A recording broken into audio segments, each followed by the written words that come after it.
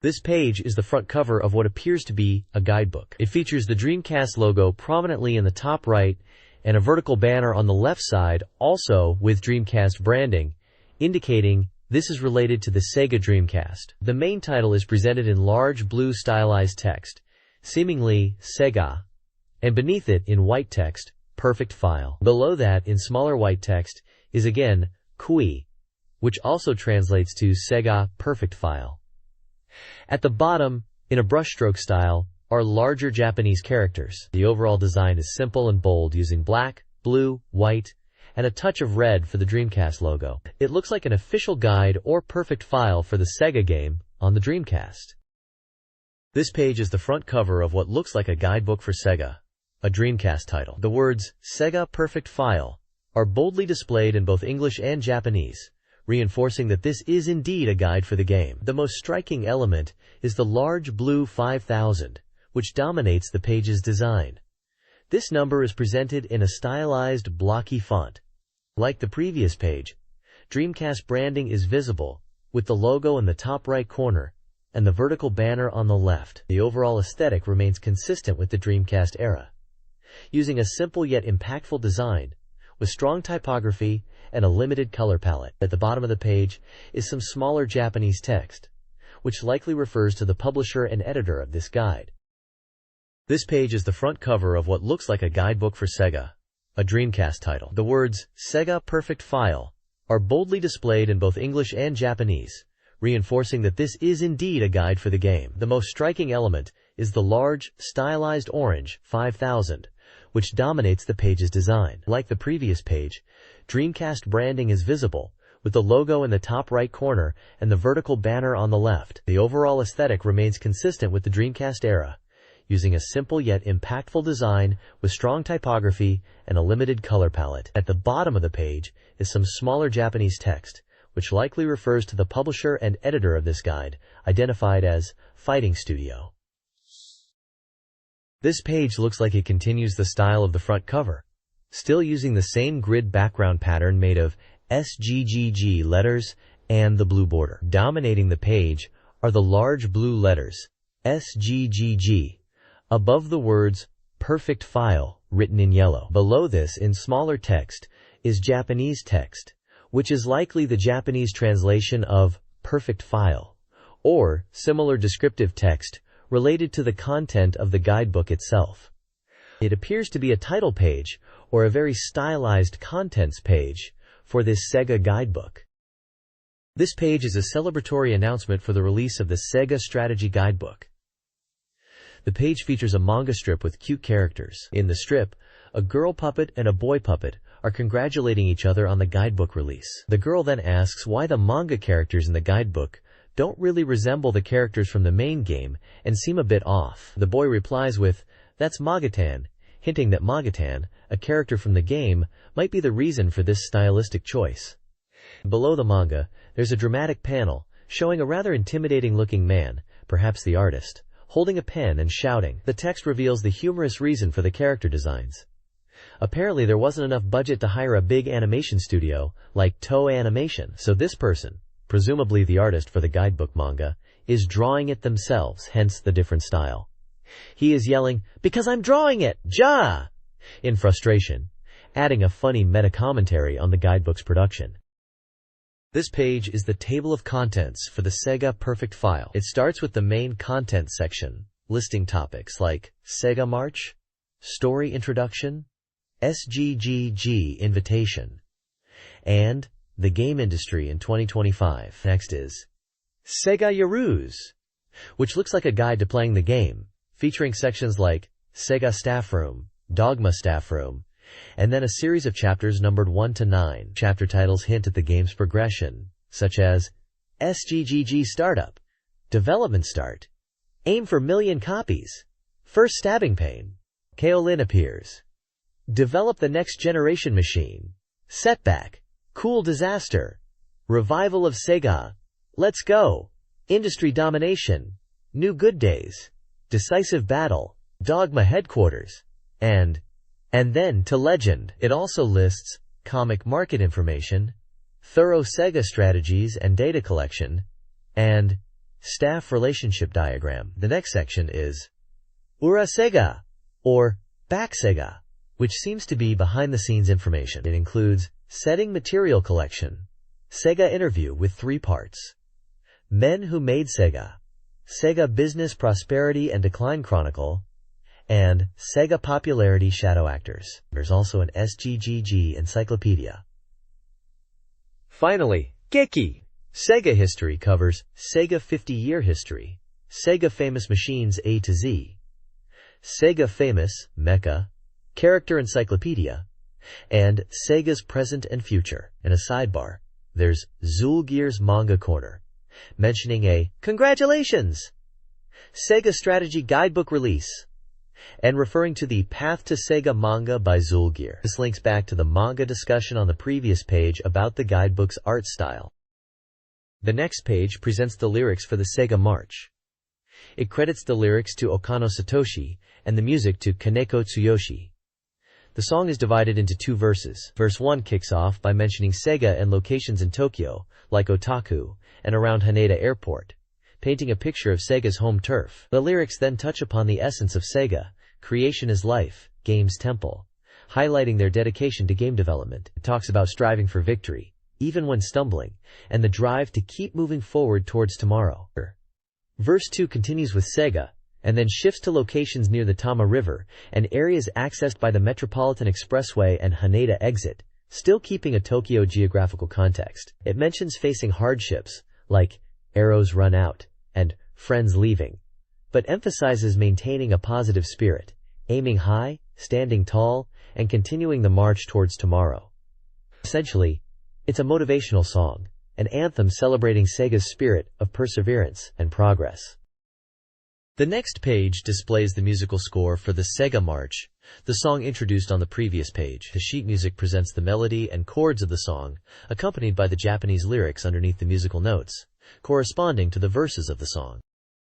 This page sets the stage for an epic adventure in the near future within the chaotic game industry. Sega, still aiming for industry dominance, has launched a secret project known as Sega. You, the player, are thrust into the role of someone entrusted with Sega's entire authority. Your mission is to develop a mega-hit game within 3 years and conquer the entire gaming world. It sounds like a wild ride through the cutthroat world of game development, where you'll face rival companies and encounter a mysterious and beautiful girl whose purpose is yet unknown. This is the beginning of a grand adventure that no one has ever seen before. This page presents a top-secret notification.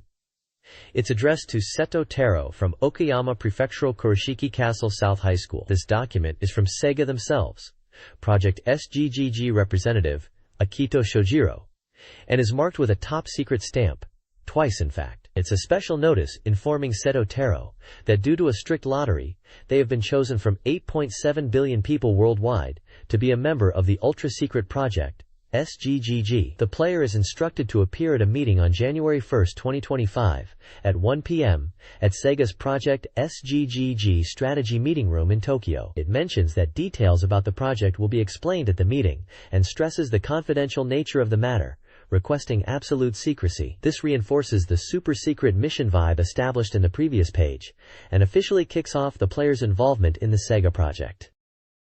In 2025, Dogma reigned supreme in the game industry, a company that rose to prominence after its 2002 debut. Driven by the mysterious Dogma president and fueled by the talents of the Dogma 3 Musketeers, Dogma revolutionized the industry. Dogma Doctor launched the affordable and addictive Dogma 1 console in 2005, capturing 40% of the market. In 2010, Artificial Lifeform E propelled Dogma with successful marketing strategies. By 2015, Dogma controlled a staggering 90% of the market. Rainbow Kaorin and the Sparkling Idol line solidified Dogma's dominance in 2020. The page ends with Sega's minimal success and the Segagaga project as the only remaining hope against Dogma's complete industry takeover. This page is a call to action for players to dive into Sega. It emphasizes that despite its lighthearted look, Sega is a game with substantial content, a massive amount of data, and a genuinely challenging path to reach the true ending. It warns that getting there won't be easy, and this guide is essential for those aiming for a full 100% completion. The page urges players to witness the impactful ending and complete dataset themselves, asking directly, "You keep saying I'll get to it eventually, but when are you actually going to play it?" It's presented as a challenge and an exciting experience waiting to be discovered. This page introduces the Sega Staff Room, showcasing the key staff involved in the Sega project, emphasizing their importance as creators who will shape the game industry in 2025, and how their activities will influence Sega's destiny. We get to meet two main characters, Sega Taro, who is described as chosen by Sega's Super AI computer Terra Drive to be the savior of the game industry. He's the representative of Project Segagaga, a seemingly ordinary boy who loves games, but despite some setbacks, is expected to grow stronger. The other character is Haneda Yayoi, also a representative of Project Sega. She's a beautiful girl, and is described as someone who sometimes acts independently, even while working with Sega Taro, hinting she might have her own separate goals. Interestingly, she is always wearing a state-of-the-art mobile terminal on her head, which is mentioned as her charming point. The page highlights that Sega and Project Sega are deeply intertwined, and the future of Sega rests on the shoulders of these important individuals. The Sega Staff Room introduces key figures behind the Sega project. Research Department A, comprised of programmers and designers, is managed by a profit-driven, imposing figure. Key members include the easily swayed designer, the knowledgeable programmer Oka, the shadow manager, and the program chief, forced into a bear costume due to internal conflict. Flagman manages flags, and Director Suzuki, revitalized by Segata Taro, also appears. Cool, arriving from America and initially resistant, oversaw Sega's Omerpus expansion. The Personnel Exchange President, a visionary leader, launched Project Sega to navigate the industry's current challenges. Finally, Secretary Arisa, a reliable and beautiful source of information, supports Segata Taro. This page details the structure of Sega's research departments, focusing on B and C research. The B research department is split into 3 teams who are competing. To meet the department head, you need permission from the 3 team leaders. The Moon Group leader believes the ultimate game is an RPG, and is considered moderate within B research. The Flower Group leader is obsessed with action games and aims to perfect the system, with recent changes in demeanor. The Star Group leader prioritizes graphics over content, influenced by the Flower Group leader. Brahman, known as Running Man, manages B Research's network, and his brother is Flagman. Depuro, formerly of the Flower Group, is now under Director Suzuki in a research, and is friends with Director Akisato. He currently works at Akihabara's Auto Electronics. A research department is structured hierarchically, divided into wealthy, commoners, and poor classes, and was previously known as Mo Research. The wealthy class layerhead plans games and manages budgets. The poor class layerhead oversees debugging for the poor class and is very knowledgeable about bugs. The Mo old man is below the poor class, at the lowest level, and is a mysterious figure with extensive knowledge of Mo within Ashake Research. C-Man is a young debugger in the poor class who aspires to create his own games and is skilled in ASIC programming. This page introduces Dogmasha, who are Sega's rivals and are trying to take over the entire games industry by force, using any underhanded tactics they can. They are even trying to control industry regulations. We get to meet some of the key figures behind Dogmasha. First up is Nijino Kaorin, who is described as the red point of Dogma's 3 pillars. She's a Mobe maiden executive who uses a kind of scary Mobe magic to control game maniacs. Then there's the Dogma president, a mysterious boss hidden by a mask and cloak, hypnotizes creators with beams from his eyes and controls them freely. His cloak is even bulletproof. Next is the Dogma Doctor, responsible for making Dogma's hardware. Apparently he keeps making terrible hardware one after another, which is bad for gamers' health. Lastly, we have Artificial Life Form E, who was created specifically for making games. He's a whiz at promotion, making even bad games seem amazing, but the games themselves are apparently boring. You are Setagaya Taro, tasked with developing original software for Segagaga. The game begins in a meeting room, where you assess your budget and market share, which vary depending on your starting conditions, new game, or continuing from clear data. Next, visit the company store to buy supplies. Consider purchasing items like leather jackets for defense, Pico hammers for attack, and stamina recovering items like Uncle. Other items like polyvitamin E, Homo Ludens, knowledge bread, and recovery Mizugi boost stats or improve staff abilities. The first strategic objective is Research Lab A. The guide emphasizes buying supplies before venturing there. Be cautious, as overexertion leads to a 30-day mandatory rest period. This document is a walkthrough for Research Lab A's in Segagaga, presented as a blueprint with numbered points of interest. The map details various rooms like the Flag Management Room, Debug Room, and Design Booth, and guides the player through specific actions. These include battles, obtaining items like Recovery Mizugi, and cards, raising flags, and interacting with key characters. The document also provides information about staff members found in the lab.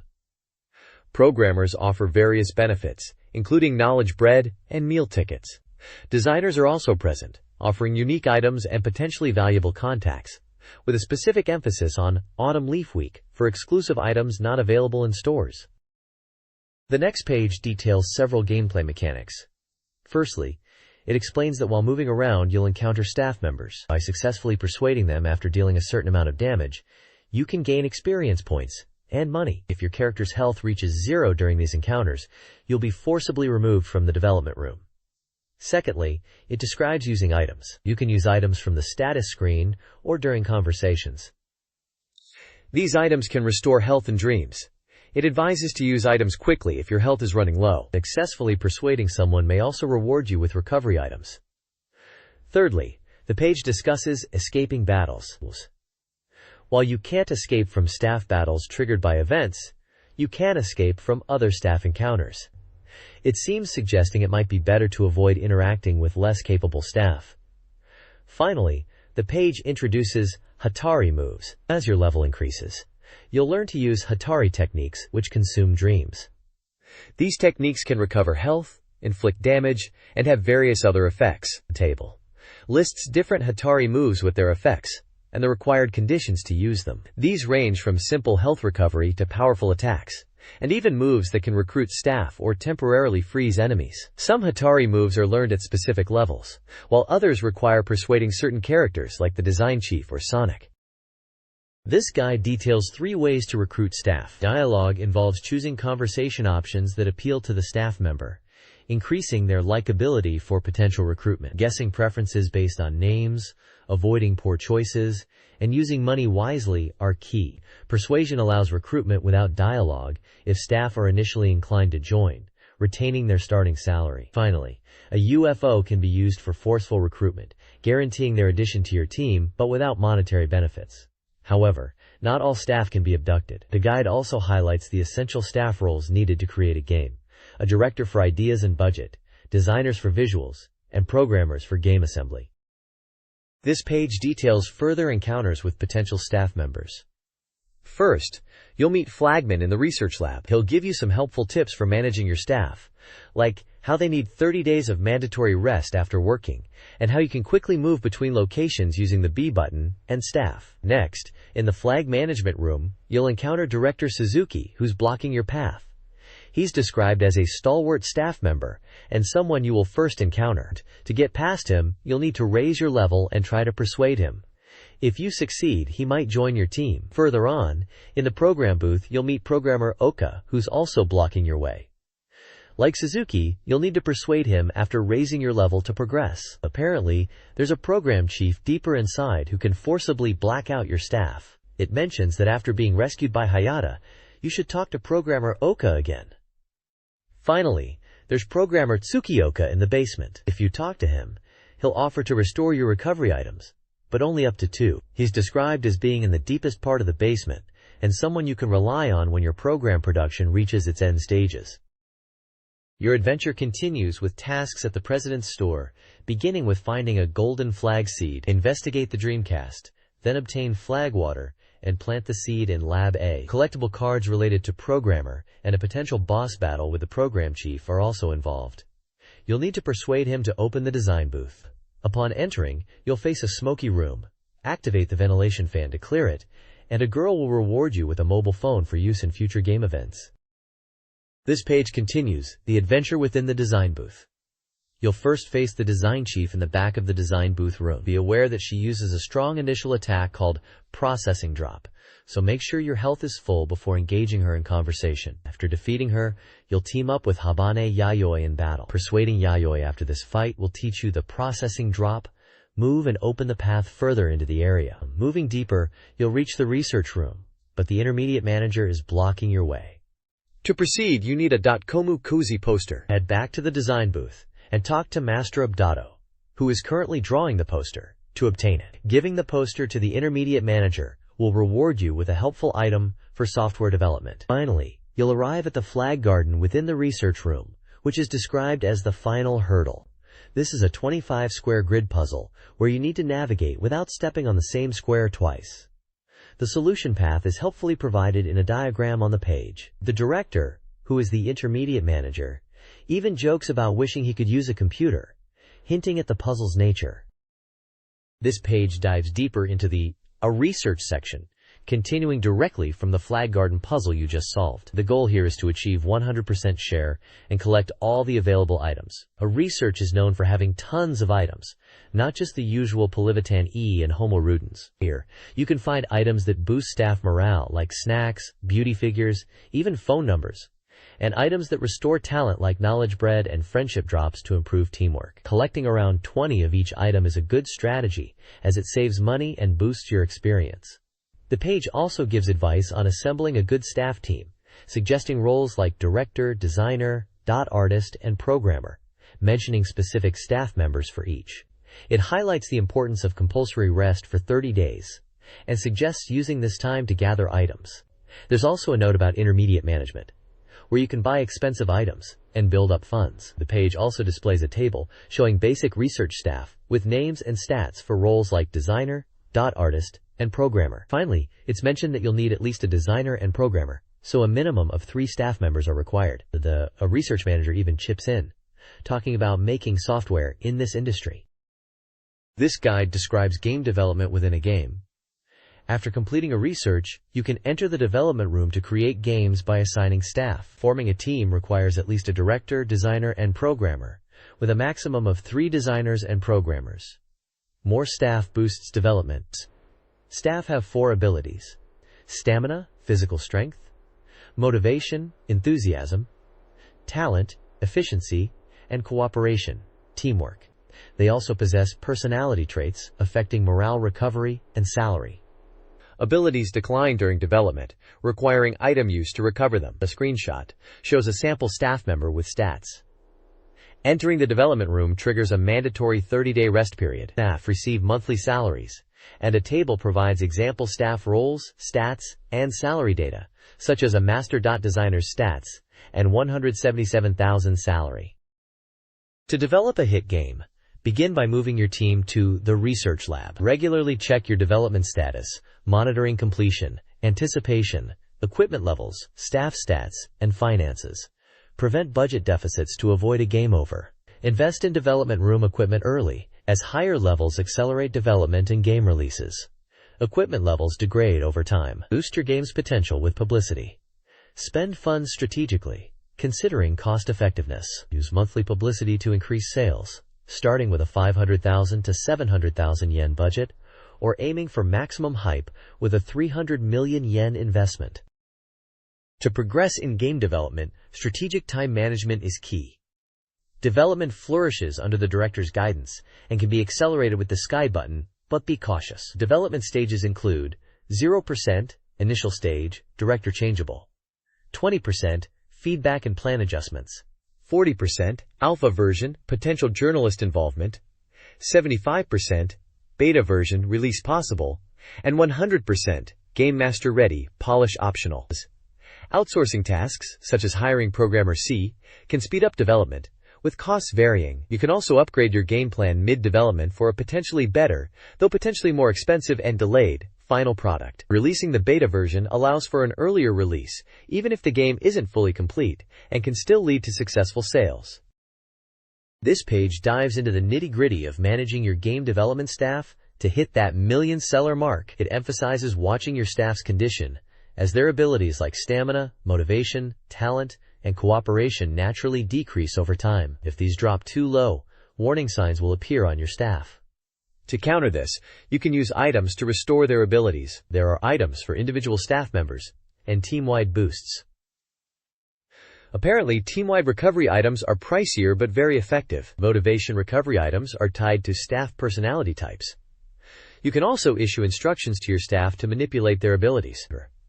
For example, telling them to work hard boosts motivation and talent, but lowers stamina. There are various commands like, take care of your body, study hard, be friendly, and work harder, each with its own impact on staff stats, some raising certain stats while lowering others temporarily. Finally, there's a section on Momo effects, which seems to be special random events with various outcomes. These can be triggered, possibly using a character's charisma, and decided by a roulette. The effects range from good things like increasing staff ability limits, restoring all staff abilities, or reaching 100% development completion, to negative ones like development progress dropping, staff leaving, or even nothing happening at all. It's a gamble, but potentially rewarding. Game development management involves navigating events, release dates, and sales bonuses. Events, both automatic and choice-based, impact the game. Careful choices are crucial, as incorrect decisions can have negative effects. Prioritize long-term growth, even if it means temporary setbacks. Setting a release date around 45% completion, when magazines inquire, can boost initial sales. However, delaying the release harms sales. Strategic scheduling and considering market trends, especially peaks in August and December, are vital. Adhering to the agreed-upon release date is strongly advised. Post-release, sales bonuses are awarded based on unit sales. Bonuses range from 1 million yen for selling over 100,000 units to 10 million yen for exceeding 1 million units, incentivizing successful game launches. This page delves into class changes for staff and the development process to complete a game. It highlights that after 3 development cycles, staff can be promoted to director, but cautions against this if you lack personnel. The guide then details the steps to create a game, starting with preparation by assigning staff to the A research team, composed of a director, 3 designers, and 3 programmers. It emphasizes initial investment in equipment and advertising to shorten development time, recommending higher cost advertising for quicker results. Upon alpha version completion, it advises setting a release date aiming for early April when market conditions are favorable. Allowing a 5-day buffer for the release date is suggested. Once the beta version is complete, it stresses that it's always ready for release, but to avoid releasing immediately after master up. It recommends using advertising to increase anticipation in sales, aiming for over 100,000 units sold. A crucial point is emphasized. For long-term development, prioritize cheaper advertising, while for short-term projects, high-cost advertising is more effective. Changing plans, mid-development is discouraged due to potential delays. It also advises to advertise immediately when the month changes to boost anticipation. The page concludes with an encouragement to make a final push and the expected total sales of 3,565, 7,100 yen. This page offers a strategy guide focusing on conquering B research in the game. It explains that relying solely on A research is hindering progress, suggesting players need to explore and utilize the B research facility to improve their market share. It highlights that B research boasts more talented staff, promising smoother game development. Moving into B research, players will arrive at EB Plaza, a central location where staff gather for announcements from EB. The guide advises listening to these announcements and then engaging with the staff. It notes a game mechanic where characters without speech bubbles should be spoken to first, as those with speech bubbles might disappear after interaction. Travel within B research utilizes transport portals. In EB Plaza, players will encounter Raman, identifiable by his blue suit. Engaging in conversation with Raman is crucial, as he will assist with understanding Norio Satuchi's actions within B research. Following Raman's narrative, the next objective is to meet the month group leader and prepare for a meeting with the B research director. Finally, the guide addresses the design booth within the month group area, cautioning that entering is a point of no return. The task here involves persuading Mechamania and Mechamania MK2. Successfully persuading them will trigger the appearance of Mecha King, who also needs to be persuaded. However, it is hinted that Mecha King cannot be convinced through dialogue alone, suggesting a different approach, possibly combat, is required to unlock the design booth. This guide outlines the B Research Facility, presented as a map with numbered event locations. Players must progress by completing specific actions in these locations, starting with staff interactions and culminating in battles against challenging opponents. Key areas include meeting rooms, server rooms, and special zones, with specific battle level recommendations. Below the map are staff profiles organized by department. The Underdirector has designers with varied personalities and gaming preferences. The Star Group Server Room features a balanced but uncooperative programmer, a director with low stamina, and a competent but problematic designer. The Month Group Design Booth includes cooperative mechanics-focused designers, while the Flower Arrangement Group Dojo spotlights a director with a sad past and designers among 6 brothers, each with unique quirks and approaches to game design and programming. The game features several key scenarios. To be captured by the Star Group, players must first meet with the Month Group leader. Entering the Star Group area directly results in capture. Escape involves finding a transport path and exiting a server room. Players can then attempt to persuade or defeat the Star Group leader, leading to their cooperation. Following Star Group cooperation, a spy suspect scenario arises, with Sagata Taro suspected of leaking plans. Raman believes the Flower Group is responsible and offers help to infiltrate them. The final scenario, Flower Group infiltration, involves following Raman after obtaining his mobile phone. Players must follow Raman to safely infiltrate the Flower Group, with a time limit present, but manageable. The text describes 2 game scenarios and item information. In Flower Group Leader Meeting, players infiltrate the group, learn about the leader and D-Bro, and can safely engage in 70 battles. The second scenario, Deno Mao City Akihabara, involves visiting Akihabara after speaking with Raman, interacting with staff at Oto Electronics, and meeting with Raman and D-Bro before returning to B Research. Players are advised to purchase weapons and armor in Akihabara. Additionally, item lists are provided. Akihabara Second Store and Message Suno offer a variety of items. These include defensive gear like armor and bells, offensive consumables, items that boost staff morale or project progress, and ability restoratives. The items have varying effects and prices, with some directly impacting stats and others influencing game mechanics. After returning from Akihabara, the player revisits B Research in Segagaga. They must gather staff and persuade Shojun and Ko, level 60+, for powerful hacking abilities. Talking to D-Bro allows the persuasion of the Flower Group leader. Uncovering a spy orchestrating recent events. The spy's defeat resolves the immediate issue, but a larger mastermind remains.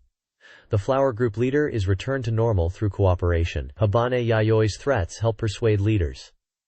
The B Research Director awakens after being persuaded by the revived Ibi, revealing a link to the mastermind. Successfully persuading Ibi and Habane Yayoi allows B Research to finally start game development.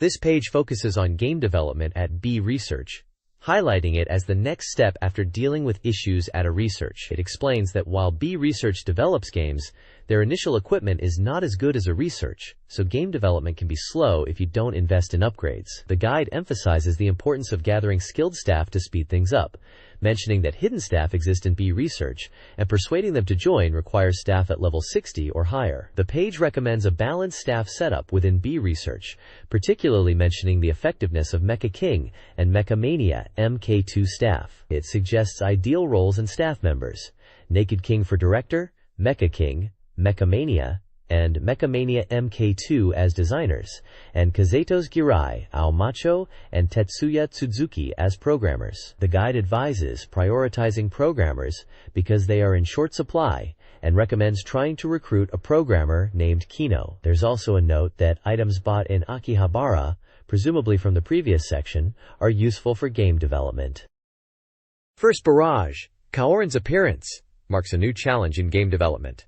Setagaya Taro faces a challenge from Kaorin of Dogma. The goal is to release counter software from Tarek Research to compete with Kaorin's new game within 6 months. Success requires not only creating games, but also targeting EC research and finding Mo experts. The page also introduces debugging events at levels 50, 150, 350, and 600, where clearing bugs is crucial for progress.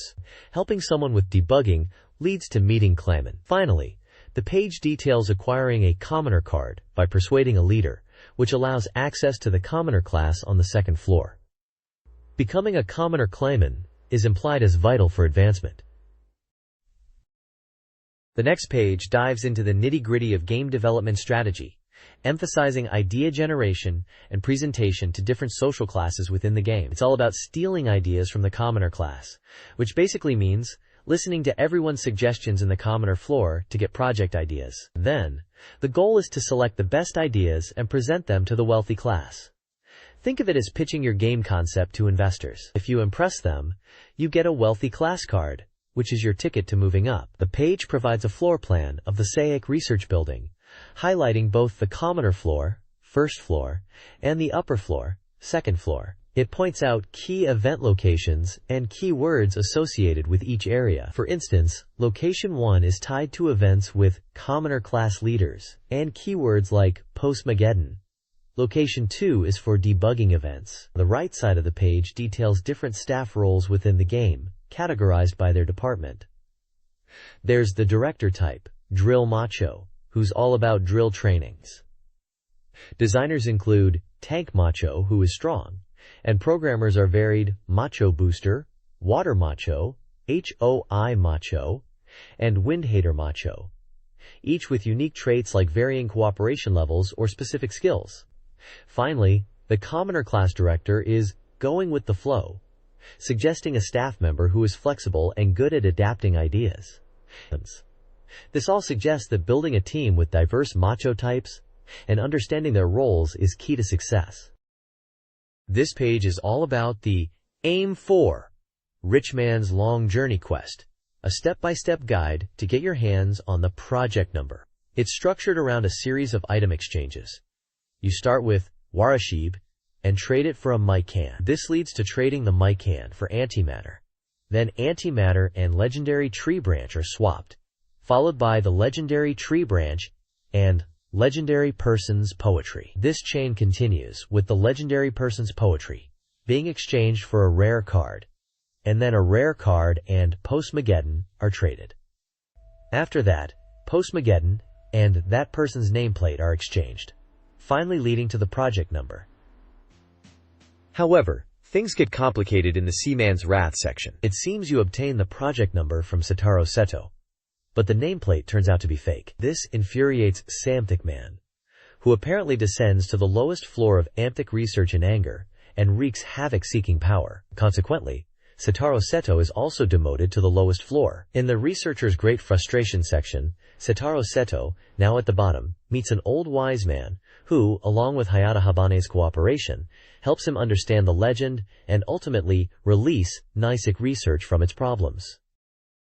This page details escape from the lowest floor and explains how to ascend to the top floor in PREC research. It mentions that Hayata Habane's arrival triggers Mo power, which creates a Mo elevator. Satoru Seto also learns the Mo bluffing technique. The page features a floor plan of IOSIC research, spanning the third floor and basement first floor, outlining key locations. Numbered points on the map correspond to a list detailing actions like obtaining Warashib, conversations with wealthy and poor residents, and item exchanges involving Warashib, Mycan, and antimatter.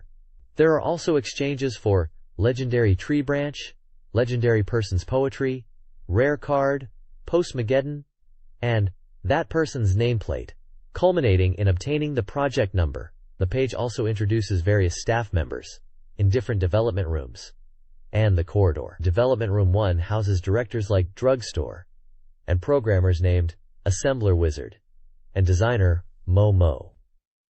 Development Room 2 has designers Takipa Keeper and Strange Chin. Programmers Nomisugi and Spy Ojisan are in Development Room 3, while Development Room 4 features director Ga, and programmer Spy Ojisan. Development Room 5 contains programmer Hakoiri Muzume and Nomosugi, and Development Room 6 has directors Naked King and Drugstore. Finally, the lowest floor houses designer Polygon Human and programmers Hakoiri Muzume and Nomosugi.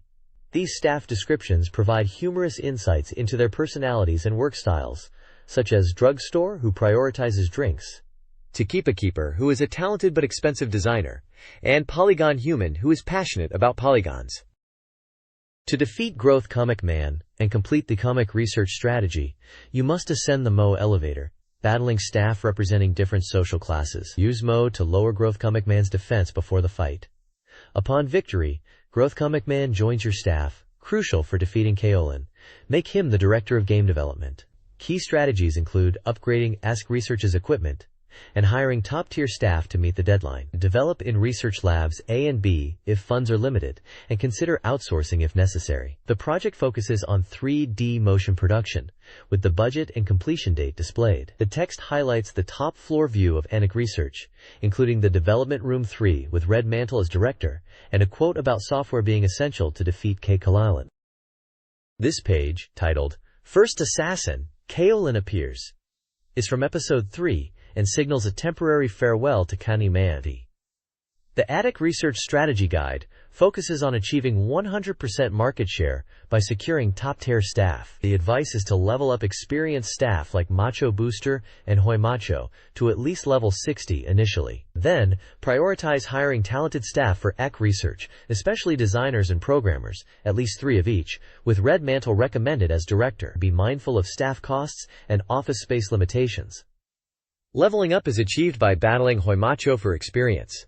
Capturing UFOs is presented as an easy way to recruit staff. For creating a hit game, recommended staff include designers like Moimo, Mania Type, and Polygon Person, and programmers like Aralen Browser, Underwater Macho, and Spy Uncle, with Red Mantle as director. The page includes screenshots of battles, one against Hoi Macho and another in a red room, possibly related to recruiting staff from UFOs. The guide emphasizes securing excellent staff as crucial for success in CRIC research. This page, titled Episode 4, Develop the Next Generation Machine, continues the Sega saga. Following on from Episode 3's Focus on Staff, now the story takes an unexpected turn. Just as Sega is about to seriously start developing games for their next-gen console to compete with Dogma's new machine, the development room mysteriously transforms into a 3D dungeon, halting all game creations. It seems an emergency has occurred. The company president has collapsed in America. Adding to the confusion, Cool Special Operations Director steps in to take command of Sega. When they attempt to return to D Research, they find it sealed off under Cool's orders. Despite wanting to investigate, Hayata Habataki is quickly apprehended by Cool's forces. The flow of Episode 4 suggests that from here until Episode 6, the game will be driven by these events, rather than pure development. Game creation is suspended during this period, but reassuringly, development progress is halted, and salaries won't be cut. The characters express concern, shifting their worry from DAR research itself to the broader situation of Sega. This page, titled Episode 5, Failure, Cool's Trap, reveals the latest twist in the Sega story. Cool Special Operations Director, now in charge, gives Sagata Taro a new task, but it's a trap designed for him to fail. The first section, Hateful Boss and Transactions, explains that Cool assigns new work to Sagata Taro. Refusing isn't an option, as it would lead to immediate dismissal from Sega's. The next section, Human Resources Graveyard ICEP Research in Charge, details the dire situation of the project Sagata is put in charge of. It's already massively behind schedule, with a slashed budget and no possibility of adding staff. It's described as a hopeless situation designed for Sagata to take the blame when it inevitably fails. Finally, Share 100% Aiming for 7 Choice of Life discusses the choice Sagata faces. Accepting Cool's request adds 30 days to the development time from CEP Research, setting the Episode 6 start date. Refusing adds 30 days from the end of Episode 4, also impacting the Episode 6 start date. However, accepting the task has a hidden bonus, increasing charisma if this event is seen. The page includes screenshots illustrating these conversations and the game's command interface. The next page, titled Episode 6, Revival of Segagaga, continues the story of Sagata Taro. Section B, Bug Oshidori Residence, reveals that after a month, Sagata Taro has left Sega and is working part-time at Bug Oshidori Residence, which is run by Alex, who is the store manager. While working there, Sagata Taro overhears evaluations of both current and past Sega and starts to regain his confidence and find a new objective, thanks to Alex's encouragement. Section A hot meeting with research director, describes Alex taking Segagaga Taro to meet with the research director again. Segagaga Taro reiterates that his desire to create games remains unchanged. The research director then introduces him to a part-time job at Sega. Finally, the Game Center daily work. Let's wipe the cabinets. Section details Segagaga Taro's first task from the research director, which is to wipe down game cabinets. This is presented as a mini-game where players use the AB buttons alternately to clean dirty cabinets within a time limit. There are 4 stages in total, and mastering button presses will make it easier to clear. Clearing the cabinet wiping game will apparently lead to the next step, which is going to the factory. The page also mentions that even if you get a game over, you can retry, and if you wipe all the cabinets perfectly, you can get bonus points. This page details gameplay from Episode 6, Revival of Segagaga, starting with a Dreamcast box-loading minigame. The guide provides solutions for rounds 1 to 5, instructing players on box movement order to avoid getting stuck. The next section, Cool Department Head Confrontation, sees Segagaga Taro thwarting Cool's evil plan. The game pits players against Cool, now a demon, with Hayata Yume's assistance. The gameplay involves a machine that transports people to imaginative worlds. Finally, Aim for Share 100% highlights 2 potential game over points in the episode: a conversation and the warehouse section. Players are encouraged to experience these game overs as they are recorded in the ending. The warehouse segment features a transformed Segagaga Taro, having mastered organization. Episode 7 focuses on achieving industry domination. Players must assess their market share, remaining days, and research progress. A key strategy involves conquering the YED Lab, a unique development room for recruiting staff. This lab allows free entry and exit but only contains staff-related interactions, and houses a 3D dungeon with 15 special staff members crucial for obtaining game souls needed for next-gen consoles. The primary method for recruitment is using UFOs, which are necessary to force these strong staff members to join. Players are advised to be sufficiently leveled and prepare items that recover dreams. The guide emphasizes UFOs and item management through screenshots of in-game menus, the D-Lab dungeon, and battle gameplay, highlighting the importance of these elements for success. To build a super next-generation console, players must collect and combine game souls. Development progresses daily, boosted by soul color combinations. A color combination list details how different soul combinations impact development progress, e.g., white souls increase progress, black ones decrease expectations, and yellow ones increase pocket money. The development is expected to be finished in about 25 days, with an anticipation level that increases as development progresses. Specific console types are crafted using various soul combinations from different soul types. The D-Lab blueprint maps locations within the lab, detailing the staff members found in each location, e.g., programmers, designers, and the type of souls they possess.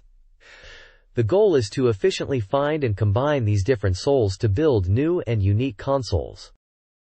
The document outlines 3 projects and strategies for software success. Artificial Life E is a 3-month competition aiming for 300,000 plus sales and a 40% plus market share. Key strategies for boosting sales include aggressive advertising, advantageous market timing, and adhering to release dates. Dogma Hakase, Dr. Dogma, is the 3rd project, triggered by Artificial Life E, achieving a 70% plus market share. It requires 800,000 plus sales within 6 months. Achieving high sales targets like 800,000 plus units involves planning for a 1.7 million expected value, building a strong team, capitalizing on favorable market conditions, and employing a long-term, budget-maximizing advertising strategy.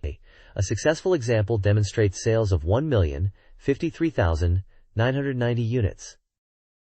This document outlines a strategy for achieving software industry dominance through mass production. The core philosophy centers on relentless game development, even in the face of competition, with the goal of securing a 100% market share. Efficiency is paramount, emphasizing the importance of maintaining cohesive development teams and utilizing directors to constantly generate new projects, starting with smaller, profitable ventures to fund larger ones. The document advises caution when hiring directors and managing staff to prevent shortages. A sample team composition is provided. Furthermore, the strategy advocates for releasing products quickly during periods of high sales, even if they are not entirely complete, to capitalize on market momentum. The document concludes with a section on staff well-being, recommending hot spring trips for directors to prevent burnout, implying a high-pressure work environment. This page is Chapter 8, titled Decisive Battle, Dogma Main HQ. It sets the scene where Sega, despite dominating the industry, faces a crisis from Dogma, who are releasing harmful hardware. Hayata Yu has been kidnapped, and Setagaya Taro is heading to Dogma HQ to rescue him. The page highlights the Hayata Yu rescue operation and warns about traps inside Dogma HQ. It mentions that if you get caught in a trap, it's game over, so caution is advised. A map of Dogma HQ is shown, depicting different floors and numbered locations. On the first floor, you can find the Dogma security room, elevator control panel, RAM and events, and door switches. Further up on the 128th floor are more locations such as rock traps, press traps, flagman event, battles against Nozono Kaorin, artificial lifeform E, Dogma Doctor, and finally, the Dogma President/Cool battle at location 13. The page also introduces some staff members working at Dogma, including a designer called Kabita Umeko, and programmers Jeru Monkey and Wicked Nizumi. These staff members are described as Unker Star Tree seawater givers, and their skills and characteristics related to this are briefly noted, such as Umeko having high experience when explaining things, and Jeru Monkey being excellent as staff. Wicked Nizumi is mentioned in connection with level ups after level 81, and the high money earned when he explains things. This page continues the walkthrough of Chapter 8, Decisive Battle, Dogma Main HQ, and gives battle tips for different enemies within Dogma HQ. First up is the battle with Kaorin. Be aware that the fainting feint Hatari technique won't work on her, but other Hatari techniques are effective. To quickly defeat her, keep using the Shocking Opinion attack. Next, you'll face Artificial Lifeform. E-Hatari techniques work well here, making this an easier fight. If Taro's stats are good, Shocking Opinion will be a very effective strategy. Then comes the Dogma Doctor. This enemy has high defense, so you should use the Fainting Feint Hatari technique to reduce their defense to 0 before attacking. Alternatively, you can wait for the 16 Tat attack to deal 1600 damage, as there aren't many other effective methods. It also mentions that the Opa Opa Bomb attack is very powerful and can knock you out in one hit. After that, you'll encounter the Unhearing President. Hatari techniques don't work on him. You'll need to persuade him through normal dialogue. You can use Hatari on yourself to recover HP while you are persuading him. Finally, you'll face Cool after defeating the Dogma President. Your HP and Dream will be full for this fight. Hayata Yu will join you in this battle. Hatari techniques are mostly ineffective against Cool, so Hayata Yu's attacks will be important. Remember to use Dream Sleep to recover health during this fight. This page introduces Chapter 9, titled, And Then, to the Legend.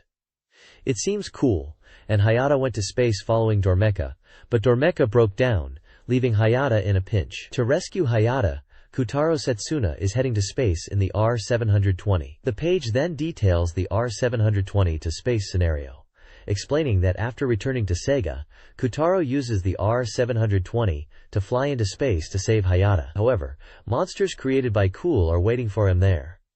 A speech bubble suggests the R-720 is located in the Mechatoro Lab's underground hangar. Next, it covers the R-720 operation method, revealing that the game transforms into a shooting game when piloting the R-720. The controls are explained. The directional pad moves the ship. The A button is for the standard shot, B is for a wide shot, X fires missiles, and U uses bombs. Holding down the buttons enables rapid fire.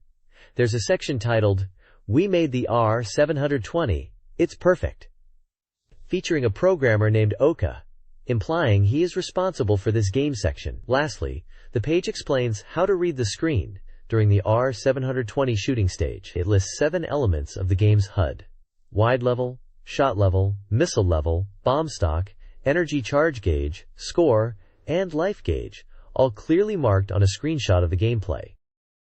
This page details the basic battle methods for the shooting section of the game, focusing on the R-720 spaceship. It outlines 5 attack types: the standard shot for direct attacks, the charge shot activated by holding the attack button for powerful charged shots, the wide shot for broad-range attacks, bombs to damage enemies within an explosion radius while making the player invincible temporarily, and missiles that home in on enemies. The page also describes power-up items: red items for shot level upgrades, blue items for wide level upgrades, and yellow items for missile level upgrades. Bomb stock can be increased, with a maximum of 7 bombs.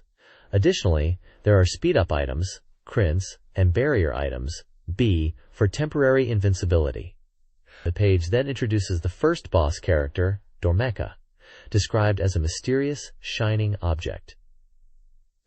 Dormecha moves up and down while attacking in 3 repeating patterns. It is advised that understanding these patterns will help avoid damage. The easiest approach is to keep firing shots constantly. Defeating Dormecha will likely reward items. The page further elaborates on 2 specific attack types of Dormecha. Wide attack, where Dormecha fires widespread shots, and attack interval reading, where there are gaps in Dormecha's attacks. It is recommended to exploit these gaps to attack and dodge. Finally, it warns about black bullets, suggesting players should be cautious of these projectiles from Dormecha. This page highlights the origins of Sega's home consoles, starting with the SG-1000. It showcases a shooting game on the system, advising players to first deal with smaller enemies and be wary of fish distracting them. The game features an all-around attack and green laser barrages. Players are warned about the Starjacker enemy, which appears in gaps, and to watch out for body blows after bullet attacks. It also mentions safari hunting animals and Dolomika in relation to the SG-1000. Moving on to the Mark II-I, the page again features a shooting game, potentially related to Nazca 88. It advises players to use shots to attack enemies like Papi Pupe Po. The game features enemies attacking from 4 directions and body blows. Tips are given for dealing with Fantagizer, Popeyes with their slow bullets, and Aida 2, suggesting to draw them in to evade body blows. Defeating Stambalon will reward the player with items. And the SG-1000 can be upgraded internally with an FM unit. The game also features attacks from above and below, where bullets fall after enemy attacks. This page delves into the enhanced gaming experience with the Super 32X and the Sega Saturn. First up is the Super 32X, highlighting an enemy called Super 32X-SAMA, which can unleash attacks in up to 17 stages. This boss uses a variety of bullet patterns, starting with semicircular shots and then homing missiles. It's advised to evade the homing attacks by moving with their trajectory and using a shake-off maneuver. When faced with wave-like attacks, you should move around the enemy and watch out for straight-line graphic bullets. The page even points out that the Super 32X can combine with the Mega Drive and Mega CD. Moving on to the Sega Saturn, the final boss is depicted as a gray, early-model Sega Saturn itself. This boss is huge and always in the center, constantly firing various bullets from 2 locations with high density. It's tough to evade these normally, so using bombs strategically is key. If you have bombs left, continuous bomb attacks are recommended to defeat it without taking damage. For wide attacks using black bullets, simply evade them. You'll need to pay attention to timing during Aura attacks and be ready for homing missiles. Mastering the bullet movement patterns is crucial, especially for slower moving shots, and you'll need to move between the gaps in the bullet streams. The Saturn boss also fires self-aiming bullets and laser beams combined with straight attacks simultaneously. This page is all about comic market information within the game. It highlights 4 unique character types that can become your companions. First, we have the Summer and Winter Fun character, which is tied to the comic market event held annually in mid-August and late December. The text mentions that attending Comic-Con in the game might lead to a 30-day in-game rest period. Next is the Gold Color Sugoi Yatsu character, Devil Gold. To recruit him, you need to defeat all enemies in Akihabara from both the first and second week in the game. After defeating them and speaking to Devil Gold, he will automatically join your team. It's mentioned that you need to overcome 18 staff members to recruit him. Then there's the retro game researcher, Root. By talking to Root, you'll initiate a battle. Winning the battle automatically makes Root your companion. While Root might have low stamina, his high potential ability makes him a valuable asset. Lastly, the Otaku-type creator characters. Talking to these characters leads to battles, and victory means they automatically become your allies. However, it's crucial to ensure your research lab isn't full before trying to recruit them, as they might not join if there's no space. This type includes a programmer named Mina Danab, who is described as having broad knowledge and being an excellent creator, valuable as staff. This section details how to recruit several characters related to comic market. To recruit Ryo-kun, a talented dot painter, you must defeat staff members for a numbered ticket. A flower-shaped circle seller can be recruited by winning a battle against her. The My Style designer joins after visiting Comic Market 3 times, a time-consuming process requiring around 90 in-game days. Finally, an Ariake map outlines locations with events like battles against characters from previous pages, and events tied to the newly introduced characters. The map appears to be a guide to the events happening at Comic Market. This page is about Sega strategy and data. It explains the difference between two game modes, One More Time Sega and Thorough Sega. One More Time. Sega is unlocked after clearing the game and offers advantageous starting conditions. Thorough Sega removes events, allows for a 3-year play at 100% market share, and carries over levels and money from your previous playthrough. The page also discusses recruiting staff for your company. To build a strong team, it suggests first recruiting specific characters like Kabita Ume, Evil Rat, and Jermonkey from Dogma Headquarters. It also advises recruiting staff who appear during development. Recommended staff formations are listed for director, designer, and programmer roles, suggesting characters like Mane Main for director, Ryo-kun, Hagyur Architect, and Hena Ago for designer, and Suguri Pink, Devil Gold, and Hakoeri Museum for programmer. Finally, there are screenshots showing character recruitment, including a design chief with high stats and skills like designer and charisma, who enthusiastically joins your team, and a research director who arrives to test your enthusiasm. This guide focuses on the Thorough Sega mode, detailing software development and console creation strategies. Players must develop 104 software titles to unlock the ability to create more, up to 140. Changing game directors is crucial, with staff gaining experience and class changing to become directors. Master Up allows quick sales or further polishing pace. Beta releases provide resources. The guide also covers creating next-generation consoles, emphasizing the ability to repeatedly create them within the mode. Players can aim to create all 3 console types within 3 years, with budget and staff limitations removed.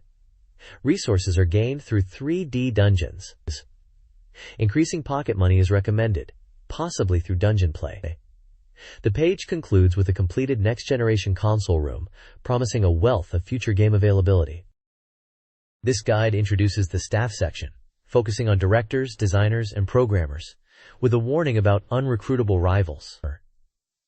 There are 104 game types to consider. The guide explains how to interpret staff information, including stamina, talent, motivation, ability, and cooperation, which directly impact game development. High talent increases success, while low cooperation can cause problems.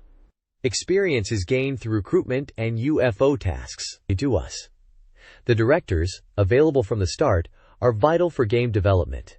Each director is listed with their stats and development software, including their notable game titles. Some examples are Red Mantle, Shining in the Darkness, Phantasy Star, Alex, Alex Kid Series, Randomly, Alien Soldier, Sonic Adventure, and a Research Department Manager. Fantasy Zone Series, Space Harrier. Other directors include Me, Basic Macho, Gamer, Suzuki, Increased Carrick Man, Middle Manager, and Moon Group Leader. This page continues the staff introduction, now focusing on designers, of which there are 44 in total. It mentions that among these designers, Kuran Kurosawa, Saito Tomoharu, Design Chief, and Wealthy Class Leader are special, and will only appear if you have completed 104 games.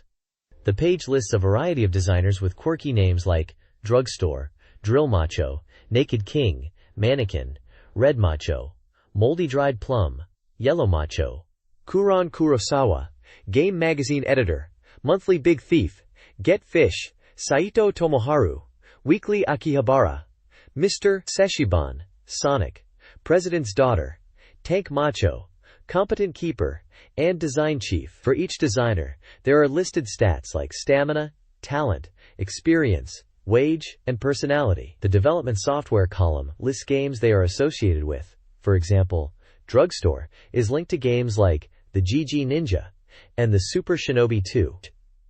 Drill Macho is connected to Rystar the Shooting Star and Astal. Naked King is associated with Super Wonder Boy and Monster World Series. Mannequin is related to Space Harrier 3D, and Golden Axe 2. The page provides a table format of this data for each designer. The text details a group of designers and their associated game titles. Sister and Doctor worked on games like Woody Pop and Become Nothing. The Baku Baku Trio are listed without specific software. Broken Architect is known for puzzle and action games, while the Wealthy Class Leader worked on diverse titles including Dragon Force and Deep Fear. Atari is linked to SDI, Prince Opdot, Princess Opdot, and others are tied to games like Good Othello, Tails Adventure, and GP Rider. Full Bottle is associated with Sega Rally Championship, while Strangeago worked on Story of Thor. Starry Sky Leader is linked to Shining Force 3, and Polygon Human worked on Battle Golfer Yui. Honkana Type, Minus Thinking, Master Opdot, and Muchida-san are also listed with their respective game associations, which include titles like Lock and Bolt, Devil World Legend, and Dynamite Criminal Police. The page uses a table format to provide stats for each designer, including their skills and personality traits.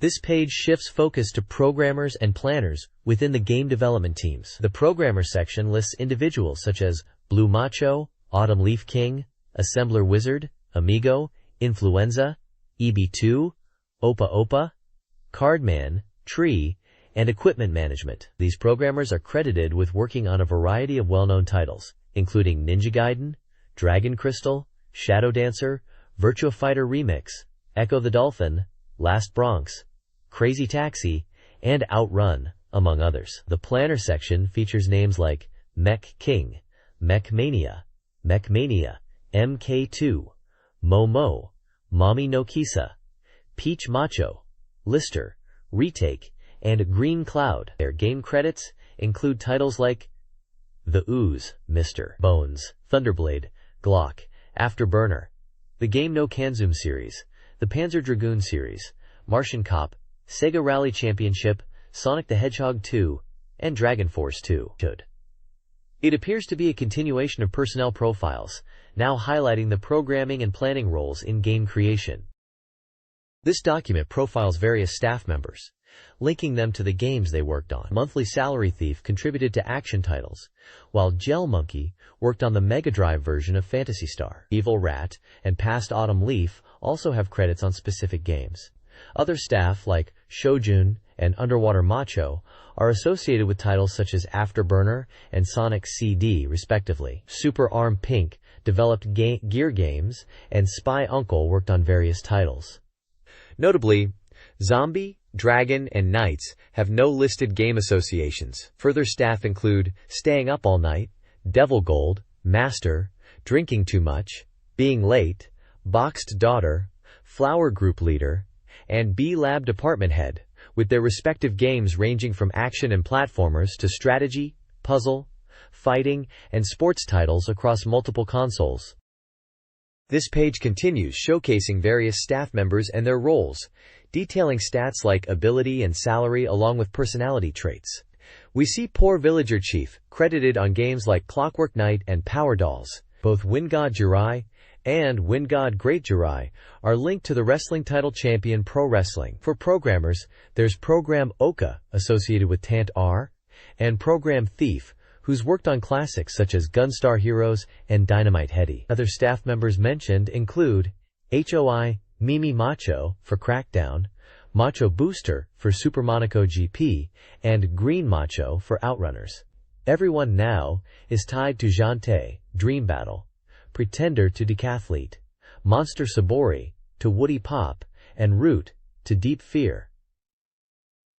Moving on, we have a section on rivals, introducing 7 characters such as Ebi, Cool, Sega, Cool, Dogma, Artificial Life E, Dogma President, Dogma Doctor, and Wildfield Kaorin. These are presented as figures in the industry who won't become colleagues. They are given stats and salaries, but unlike the main staff, they don't have any specific game development credits listed, implying they might have a different function in the Sega world beyond game creation.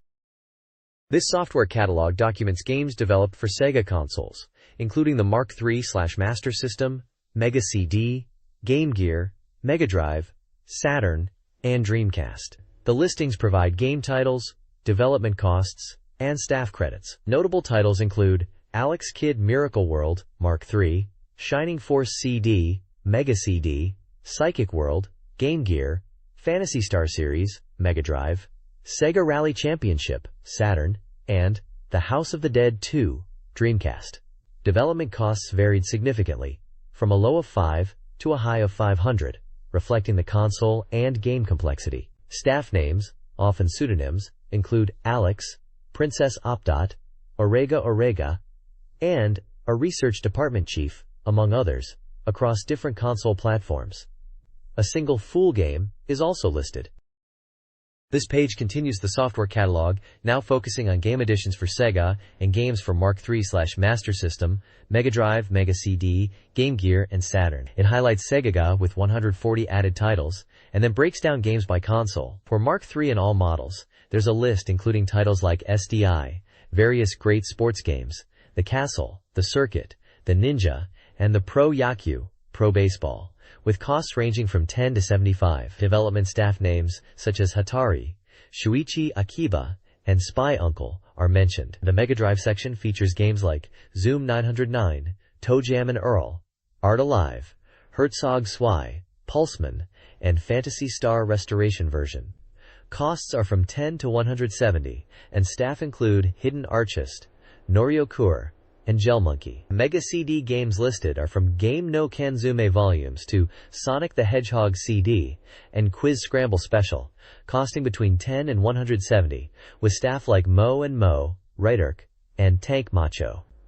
The Game Gear section includes Phantasy Star Adventure, Shining Force Gaiden, Glock, Monster World 2, and Sonic the Hedgehog 2. Costs range from $10 to $170, with staff names like Machine Management and Mecha Mania MK2. Finally, for Saturn, games like Wing Arms, Dragon Force 2, Virtua Fighter 2, and Gale Racer are listed, with costs from $75 to $220, and staff like Deki Baby Bar, Green Clouds, and B Research Department Chief. A full game is listed at the end for $300 cost, developed by Peach Macho. This page is an event data encyclopedia, detailing various in-game events that can occur during game development and affect your staff. Events like Friendship Power, Inspiration, and Perfect Condition boost staff abilities such as motivation and talent, with some even temporarily preventing talent decline. Academic Disharmony enhances equipment based on staff skill. Be aware of events like Chakra Burst, which gives a huge stat boost but leads to a significant drop later, and Slump, which causes development delays but can improve motivation and talent limits upon recovery. Sickness can hinder communication with staff. Relationship events such as Heartbreak and Wedding involve staff disappearing for a few days, with weddings resulting in a new marriage power that restores stats and perfect condition. Pulling out is about salary increases and staff retention. Miracle Power allows skilled staff to recover abilities. Beware of computer virus outbreaks and bug outbreaks. Incorrect responses can damage equipment or decrease motivation. The Bug Outbreak event mentions using weapons like dagger, saber, short spear, crescent axe, and others to deal with bugs. Christmas is an event happening on December 25th with staff dialogue. Quarrels arise from low staff coordination and have varied outcomes depending on choices. Finally, events concerning complaints, keeping it quiet, or letting it out, impact team motivation based on how you handle them. Game development presents various challenges. Dissatisfaction requires careful handling. Ignoring it hurts anticipation. Forcing staff has mixed results, and delegating lowers talent. Emergency meetings are crucial for anticipation. GD reading time reduction involves trade-offs between development, anticipation, and staff talent. Operability improvements involves decisions about improving gameplay feel to increase anticipation. Graphics issues impact development, anticipation, and staff morale. Product stability checks involve choices affecting development and anticipation. Planning and design direction correction focuses on image and direction, affecting anticipation, Development and staff talent. Staff consultations. Actually, I have a consultation. Impact abilities and talent limits. Addressing slow progress. Recently, I feel like work isn't progressing. Involves balancing talent, morale, and genre. Ego-driven staff. As expected, am I a genius? Require careful responses to manage morale and talent. Finally, slow computers. The machine is too slow. Require solutions that consider morale, talent, and efficiency. This text explores common game development workplace scenarios and their effects on staff. Rushing work impacts ability limits, motivation, and charisma, with techniques to mitigate rushing boosting motivation. Software unfamiliarity reveals that forcing its use lowers motivation, while support increases charisma. Addressing boastful colleagues shows patience improves collaboration, while labeling them as energetic dramatically boosts morale. Conflicting advice highlights that independent decisions lower collaboration, while following directives boosts it. Comparing work pace to others shows that focusing on one's own lowers motivation, and completing tasks on time improves ability limits. Managing time wasters impacts collaboration and ability limits based on approach. Selfish colleagues benefit from addressing bad habits. Prioritizing health increases charisma but lowers motivation. Denying breaks lowers motivation, while suggesting them improves it. Finally, handling role changes and long tasks has varied effects on motivation, ability limits, and collaboration. This text analyzes workplace scenarios in game development, focusing on employee challenges and management's impact. It examines responses to negative online criticism, overwhelming workloads, and lack of confidence. Management styles significantly affect employee outcomes. For instance, ignoring online criticism lowers long-term motivation, while engaging improves it. Addressing workload with harshness reduces motivation, whereas a supportive approach balances ability and motivation. Responding to self-doubt with encouragement boosts motivation and collaboration. Addressing risky project ideas with openness improves adaptability, while dismissing them enhances charisma. The scenarios highlight how specific management actions directly influence key employee metrics: motivation, collaboration, ability, and charisma. This page dives into the staff and character relationships of Sega. It presents a staff relationship chart detailing the structure of the game development team. We see a research department, headed by a manager, with Alex as a subordinate. The program and design teams also have chiefs, and Program Oka is mentioned as a subordinate within the program team. It emphasizes that the departments and chiefs have good working relationships, built on trust. Then we move on to the Dot family tree, which humorously explains the lineage of Dot characters. Dot Doctor is the parent of Prince of Dot, who in turn is the sibling of Princess of Dot and Dot's sister. Interestingly, Master of Dot is connected to a character called Nariso Konai, or failed becoming something, through the concept of blowing in the soul, suggesting a creation or transformation process. Finally, there's a section about Akihabara's big friends. This part illustrates the friendly relationship between characters representing Week 1 and Week 2 of Akihabara, who are connected through shopping with a character called Spy Oji-san, or Spy Uncle. It suggests their friendship is built around shopping trips in Akihabara. Essentially, the page uses relationship charts to playfully explain the connections between both the game's staff and its in-game characters. The game's staff relationships are detailed in a diagram, showcasing office dynamics like the King of Lazy, connected to both bosses and subordinates. Monthly salary poor staff and rich staff are opponents, possibly highlighting competition. The gamer and monthly salary poor staff relationship culminates in the gamer's don't lose move, a strange lazy person linked to secret, and the King of Lazy hints at hidden office slacking. Pitiful Salarymen highlights the struggles of salarymen, particularly the burden of unmotivated subordinates, common in the game industry. A mega group design team within Research Department B, responsible for introducing new mecha, features a hierarchical structure with a mega king and evolving designs. A virus infection chart shows how influenza and Hong Kong viruses impact working people, transforming into Tezutsuduki and retake characters. The Hong Kong virus also leads to influenza. Feng Shui Big Hate and Feng Shui Hate are brothers related to this viral spread.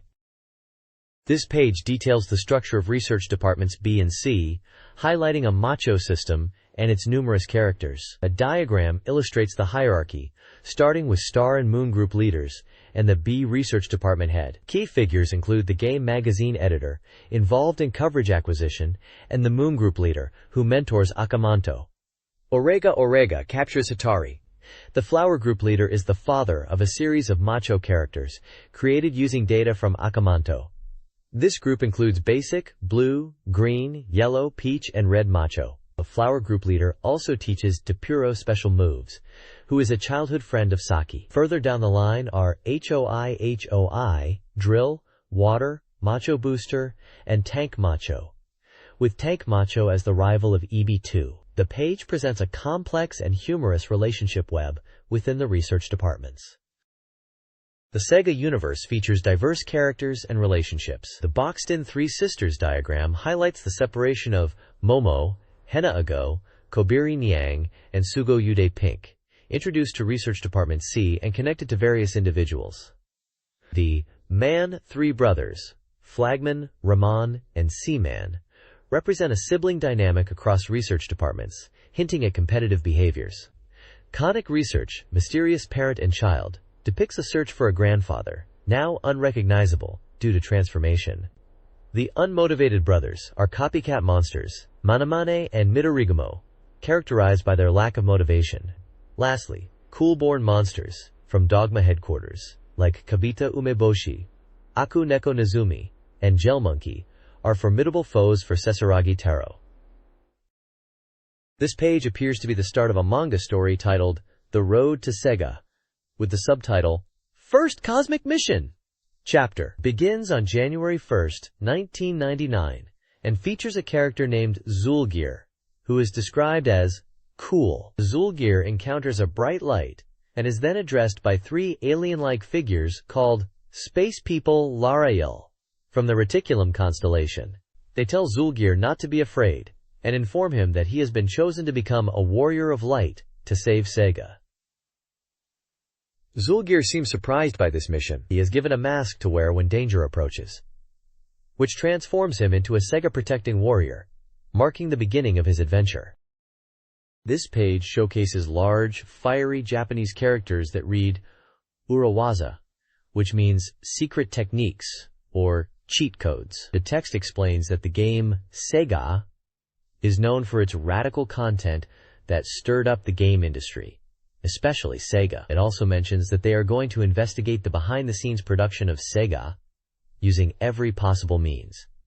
The title Sega is boldly displayed at the bottom. This page is all about the initial character and setting designs, showcasing the development work for the game. We get to see the concept art and design sheets created for animation purposes.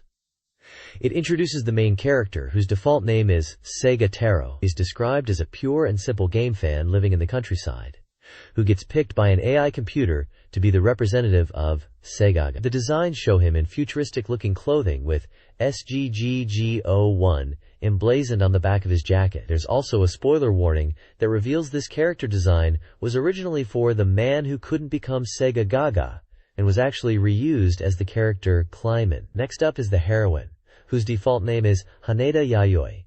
She's said to hold a key role in the story's concept. Her design is also shown, and she is wearing similar futuristic clothing with SGGG02 on her jacket, and unlike the protagonist, she has a skirt. The page also details the design of their shoes. This page continues with character and stage setting designs. It shows Elisa and Other, detailing Elisa's transformed look for the latter part of the story, mentioning it's in the style of a Phantasy Star costume.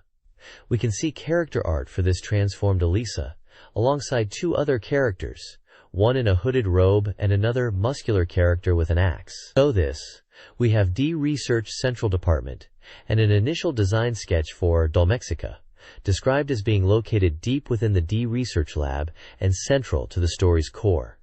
It's mentioned this setting was conceived from the initial stages of development. Finally, there's also a sketch of Elisa in a secretary version, noted as being subtly different in impression from the final product version.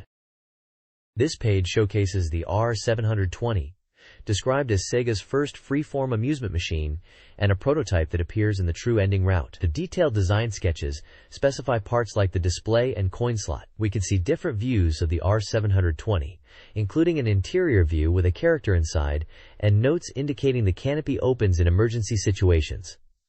Another sketch suggests it costs 300 yen to operate and has enough power to lift off its base. The page also details the controls, highlighting a joystick and a throttle panel, alongside a launch button and coin slot. Further sketches illustrate the R720's atmospheric escape booster and its deployment sequence for space, showing how the booster unfolds in stages for use in space. This page is all about showcasing development materials for a game, giving us a peek into the creation process. We can see early development assets, described as development materials for use, which form the basis of the game. Then there's a section titled Development Fourth Research, which presents images of a futuristic corridor. These are explained as rendered models and textures, with a note about pipes needing a glow effect and being modified to roughly 16 sides. Next up is L Research Dungeon, focusing on dungeon creation within the game. It mentions a specified sheet used for this purpose and polygon instructions. The image here is of Dogma headquarters at night, a location described as a view you wouldn't normally see in the game itself. Finally, we get to the alpha version development screen section. It explains that before reaching the final master version, many alpha versions were made. Screenshots from these early versions are shown, and we're told to pay attention to how details in the game screens differ from the final product. We see screenshots showcasing an in-game user interface with date and percentage readouts in what seems to be a simulation section, and another screen featuring a character, Alice, in a meeting room. The text points out that while the simulation parts in the alpha are close to the master version, menu elements show differences. It's mentioned that this alpha version of Alice's design is likely based on line art from page P77 of this book. This page is about the storyboards for the Sega movie scenes. It seems to be showing the planning and visualization for the game's opening movie sequences. The first section is titled Opening Movie 1, and it looks like there are instructions for the animation. It mentions 2 layers, 3 layers, and adding employees. The text asks for digital composition speed and direction to be considered to make it look 3-dimensional. The final scene of this part shows the main character and heroine entering the frame from the left and right to complete the scene. There is a checkpoint noting the use of digital composition for the cut division and instructions to speedily show the president's appearance from the main character's perspective. The next section is Opening Part 2, and it's about cuts and camera angles, focusing on a grand Sega headquarters.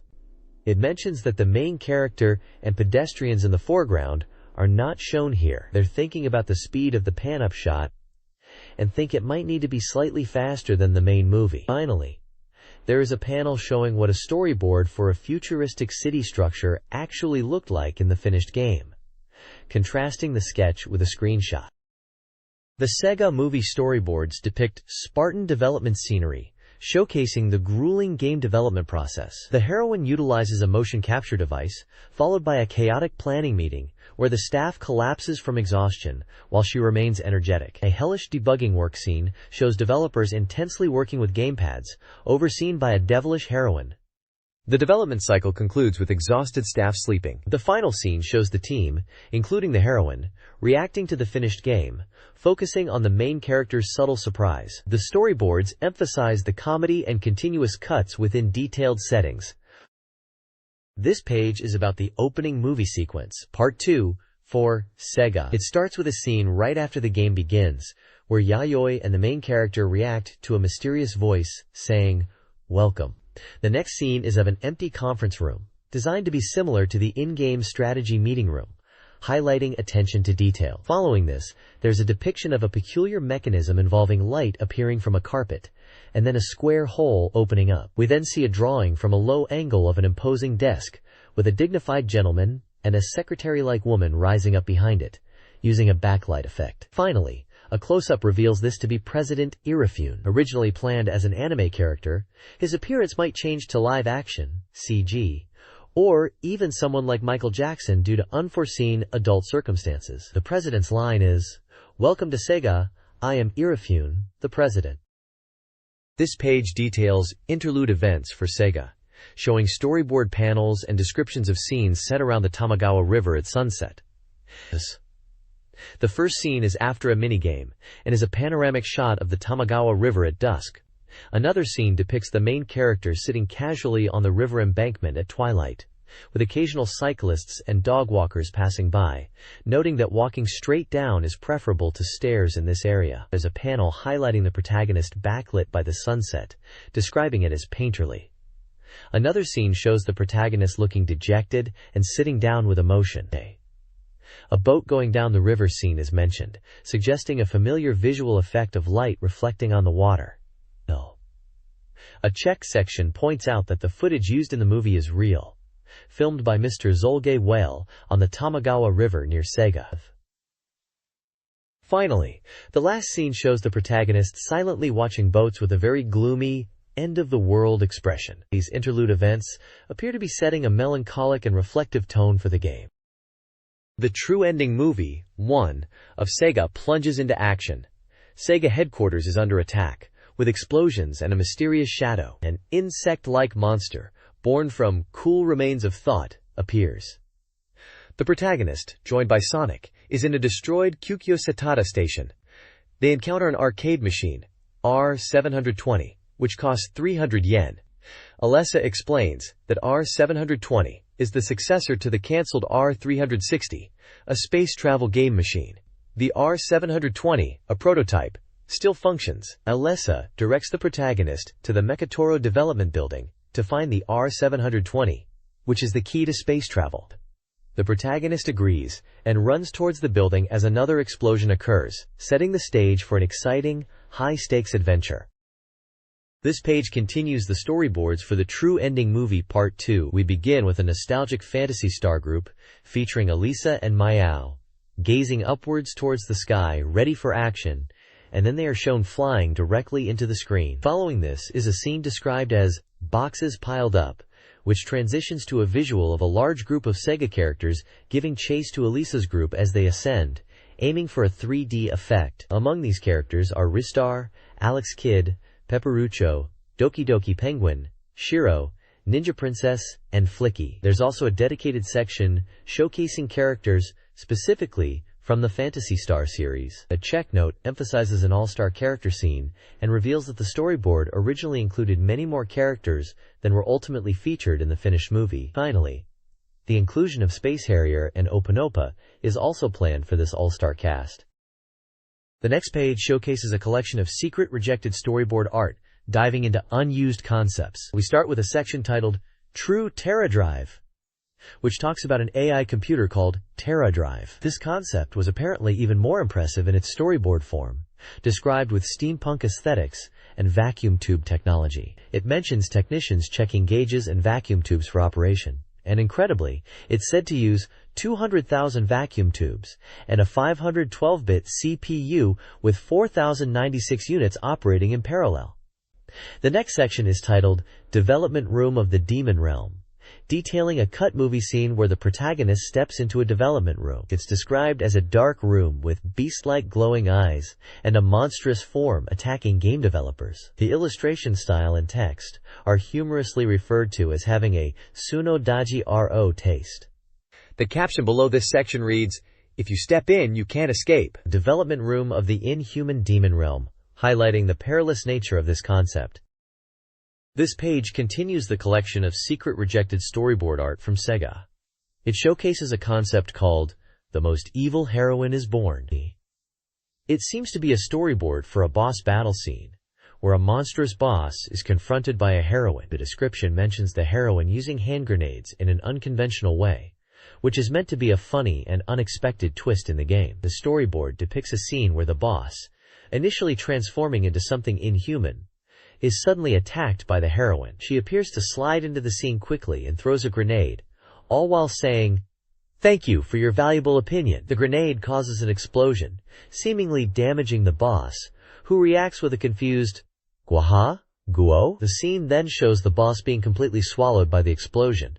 As the smoke clears, the boss's room is revealed, and the heroine is unharmed. She nonchalantly congratulates herself, stating that they've now obtained the development base. The text humorously notes the protagonist's exasperation with this anarchic heroine, and it's revealed that the boss's battered state in episode 6 is actually a consequence of this scene. The whole concept seems to be designed for comedic effect, playing with player expectations of a typical game scenario. This page is showcasing secret internal promotional video footage for a Sega game, likely Sega. It seems these videos were made for presentations within Sega and contain material not usually shown to the public. One part of the footage features the Sega president himself appearing in the game, giving orders to the player, and humorously, even his stats mention a special move. Another section hints at cameos from famous figures within the game industry, suggesting they might appear as characters in the game. There's also a glimpse of a battle scene prototype, indicating fights between multiple characters were envisioned, with even a heroine character already present. Furthermore, it looks like a giant enemy from Sega headquarters is featured, described as being from Golden Axe, adding to the game's unexpected and perhaps comedic elements. The page highlights how this upcoming game is aiming to break away from Sega's previously perceived stiff image and be something completely unique and unrestrained. This page delves deeper into the game being showcased, confirming its parodic nature right from the finished software itself.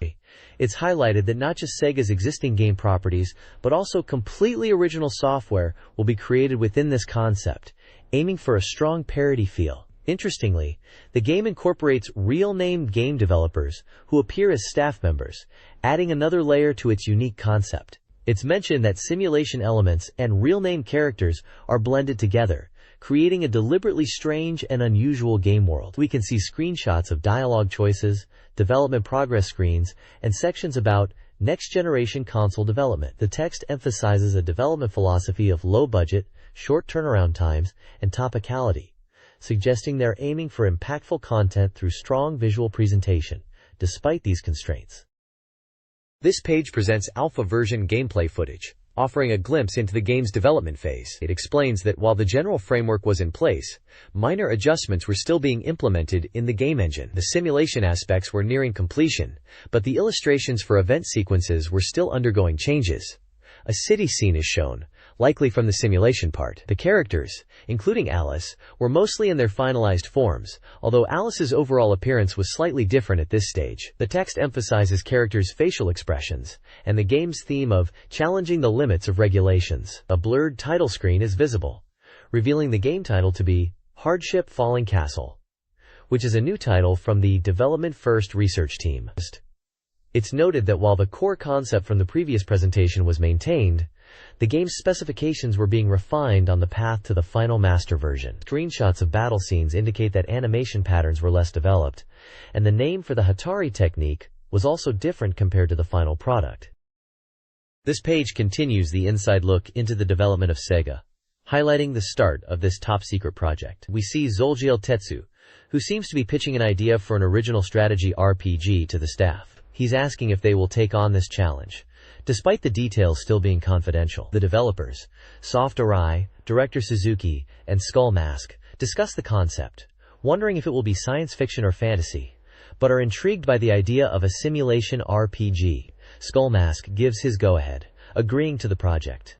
Then, in a dramatic reveal, Zolgiel Tetsu unveils the game's title on a screen, SGGG, confirming this is the project they'll be working on. The page ends by emphasizing that the development of Sega is beginning, aiming to surpass all human imagination. The bottom panel depicts some unusual-looking characters, adding to the sense of something extraordinary being unleashed. This page is the first part of an SGGG interview, focusing on the mysterious game, Sega. It poses questions about the game's origins, asking who conceived such an unusual idea, and how they managed to bring it to completion. The interview also wonders about the motivations behind creating such a unique and self-aware game. It mentions that the Sega development staff are the subjects of this intense interview, scheduled at the unusual time of 8 p.m. at a Ginza Yakiniku restaurant, which specializes in grilled meat. The page ends with a cryptic question asking, "What is it that you can see beyond the rising smoke of grilled meat?" hinting at deeper meanings behind the game's development. The SGGG Knights Chronicles introduces 5 key developers of Sega. Zergel Kotetsu, the development supreme commander, is the parent of the game, known for wearing a mask and loving meat. Hiroaki Suzuki, The planning section chief from Thunderstone Japan, is involved in the game's direction. Akihiko Arai, the main programmer, handled the game's system programming, particularly the battle scenarios. Shu Okahashi, the sub-programmer, focused on battle systems, effects, and shooting parts. Finally, Go Kaneko, the sound designer, created the game's soundscape, integrating gag elements. Each developer is characterized by a motto and a comment, showcasing their individual personalities and contributions to the game's creation. In an interview about the game Segagaga, Zergal Kotetsu revealed the game's concept emerged in early 1999. His initial presentation, delivered at the year's end, was initially met with laughter and disbelief, perceived as a joke. Kotetsu gave a second presentation to convince his superiors of the project's seriousness, while the company president frequently changed plans. Shinai and Suzuki recalled the presentation video, with Shinai remembering the audience's laughter and Suzuki's stunned reaction, followed by a joking question about the project's seriousness, which was confirmed. Kotetsu described the initial pitch as a vague, top-secret original RPG, mixing Monster Collection with RPG and simulation elements using anime-style characters. He admits he was improvising the gameplay mechanics to explain it on the spot. The presentation video itself included censored real people, which was easily discernible. This page continues the Sega interview, focusing on the team's atmosphere and how it influenced the game. Zergal explains that the staff, particularly a designer named Kobayashi, were highly skilled, able to quickly visualize and draw impressive battle scenes. Shinai jokingly mentions Zergal's arm being so reliable, always available to help, which Zergal confirms, adding that he and Kaneko got along well. Suzuki mentions that characters in the game resemble Zergal himself, designed for ease of use, and Zergal admits he tends to over-explain and draw a lot. He mentions even simple scenes, like the arm, were meticulously crafted. Shinai and Zergal discuss the use of 2D and 3D in the game, with Zergal explaining that they pushed 2D animation to its limits. He mentions using Lightwave 3D, a tool primarily for 3D, even for 2D character animation, which was unusual and technically challenging, requiring them to break down and rebuild parts of the animation process because it was normally for 3D models, not 2D characters. Shinai reflects on the demanding nature of the project and the strong teamwork, especially with Zergal and Suzuki, mentioning that they were all pushed to their limits mentally. Zergal acknowledges Suzuki's many ideas and his own tendency to rush forward, needing to be kept in check. There's also a small section titled Roundtable Discussion Item 1 about meat, mentioning a 5,000 yen per person all-you-can-eat meal deal, intended to boost morale and team spirit by +3 O's. This page continues the interview with the development team, and they are talking about the hardships and accidents they faced during the game's creation. Shinai mentions that there wasn't a preset format for animation on the Dreamcast, so they were figuring things out as they went along. Initially, they even questioned if anime-style graphics were the right direction. They pushed the technical limits, encountering difficulties in using existing animation tools, highlighting the challenges of applying 3D software techniques to 2D animation. Shinai also mentions that they got help from experienced programmers, some of whom were older. The conversation touches upon dungeon sections and the integration of 2D elements, and they were surprised by how well Afterburner-style effects worked in 2D. There's a section about Roundtable Discussion Item 2, which is about using a stone plate for barbecue. It's described as high quality for grilling meat and quiet so it doesn't disturb interviews, giving a +4 O boost to good vibes. Suzuki then talks about the UFO catcher animation, saying it was really funny when he first saw it. Zergal praises Okahashi, mentioning he's a really amazing person who worked incredibly hard, even to the point of being taken to the hospital by ambulance once due to overwork. There are also footnotes mentioning that they used strategy gameplay videos as reference for shooting sections, and that fire is a special technique passed down within the B research group. The Segagaga development team reflects on how their experiences shaped the game, focusing on the evolution of in-battle messages. Initially planned with few messages, the game expanded rapidly, with the team contributing significantly. Programming challenges led to more messages being added. Early versions featured protagonist reactions, later removed for pacing. The Gan effect allowed for quick addition of specialized dialogue. The team shared favorite lines and humorous moments, including an inside joke about Akihabara. Zergal's role and reactions were highlighted as vital. Despite initial doubts about completion, positive feedback, especially from Mr. Ubugata, provided crucial encouragement. The game ultimately reached version 1.022. Footnotes clarified game version numbering and the Akihabara joke's context. This page is about the Segagaga development team, reflecting on their memorable game characters. Arai mentions that due to the tight development schedule, many characters were finalized late, resulting in simpler anime-style designs, expressing a desire for more elaborate anime sequences if time allowed. Suzuki agrees and asks Okahashi about his memorable character, to which Okahashi jokingly replies, "Probably myself." Arai then suggests Kaolin, and Okahashi confirms. Suzuki mentions Kamko-chan, a beauty character featured on a poster obtainable in the game at Aiken, which is displayed in the in-game Comic It venue. The team also recalls humorous moments, like Okahashi laughing at something while scrolling, and Suzuki describes a funny situation where Kaneko's song and the phrase, "Can that part be cancelled?" synced perfectly with the scrolling. Arai talks about the iterative process of game development, where they added and removed elements to achieve a natural feel. They also discuss the character of Dogma Hakase, initially feeling the name wasn't quite right, and temporarily calling him just Hakase or Doctor. Despite the initial uncertainty, the name Dogma Hakase eventually stuck. A footnote explains that Yokomaru Hakase was an even earlier name, shortened for brevity, leaving just Hakase in the messages which evolved into the final Dogma Hakase. Another footnote clarifies that Kamko-chan is the name of the attractive female character on the Akane poster. The Segagaga development team shared humorous memories for the project. They recounted a photo shoot incident and Kaneko's dance, along with a bug where enemy defense was mistakenly set to 0. This error led to a memorable fix. The discussion then shifted to sound and music.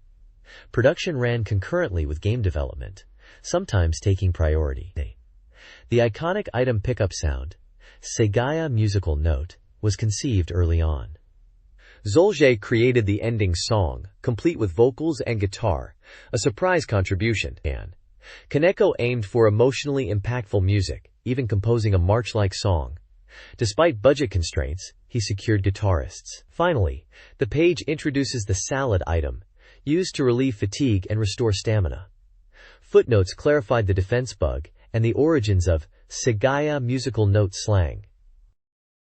This page discusses fan feedback on Segagaga, with developers expressing surprise that fans played up to the very end and appreciated the hidden elements and depth of the game. One developer mentions being surprised people played the game so thoroughly, reaching the final stages, and even discovering all 244 possible software titles. The conversation then moves to Sega's actual reaction to the game's content. A developer recounts being told by Zolj to check the read-ahead during development, which led to a bug fix. He also mentions a time when the schedule slipped, and he was determined to fix things. Another developer recalls the intense pressure to complete the master version in a week, highlighting the challenging production schedule. Finally, the page touches upon the synergy with the real Sega. A developer notes that many in-jokes and references were incorporated from very early stages, even before official Sega announcements.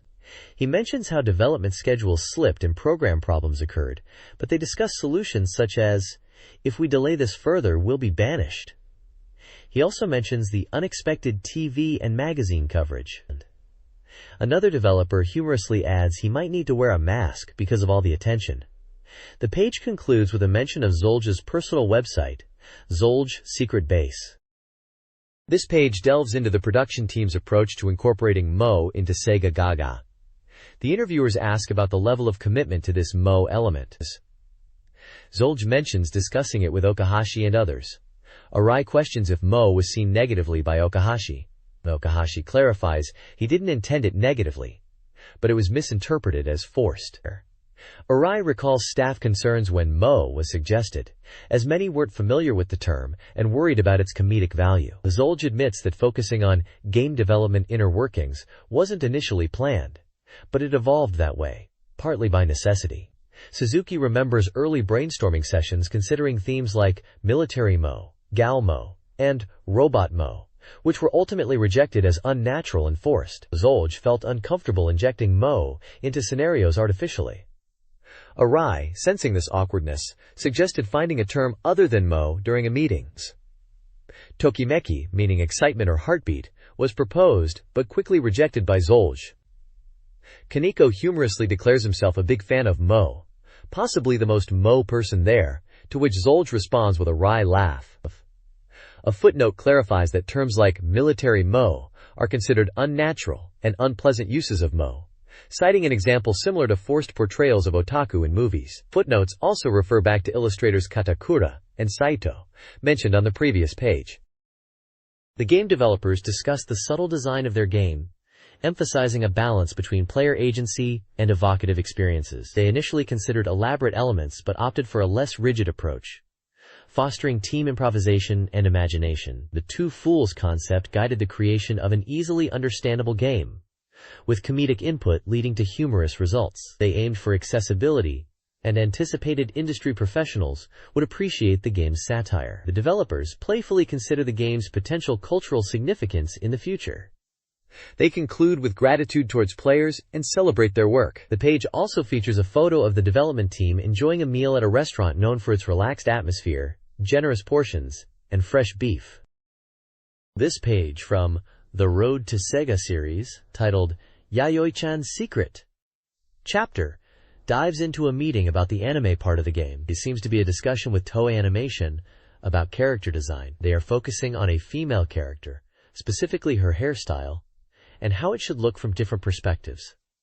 Top and front views are shown as diagrams. There's a comparison made to the characters of manga artist Sanpei Shirato for the hairstyle. The conversation also touches upon considerations for animation physics, specifically air resistance at sonic speed. We also see a character named Zoljiel Philosopher, who is described as cool, likely related to the game's anime segments. The page illustrates the detailed discussions happening during the anime development process for Sega.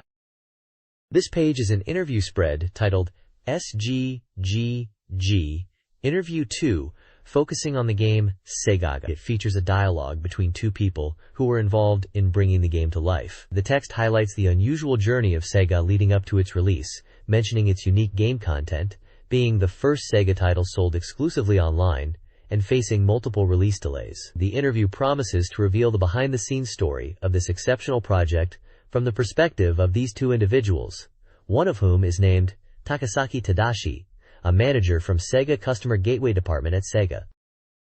This page continues the interview about Sega with Takasaki-san from Sega and Sasahara-san from Hitmaker. Takasaki-san mentions the promotional budget for Sega was surprisingly low, starting from just 30,000 yen. He explains that initially, Sega was planned as a Dreamcast Direct exclusive title, meaning it would be sold online only through Dreamcast Direct, before general retail sales even began. He recalls that in the year 2000, around summer, the idea of making it a Dreamcast Direct exclusive came about. They were wondering if it should be sold through regular retail channels, but then decided on the online-only approach. Sasahara-san adds that Sega is like Sega's self-parody, not really aimed at a broad audience.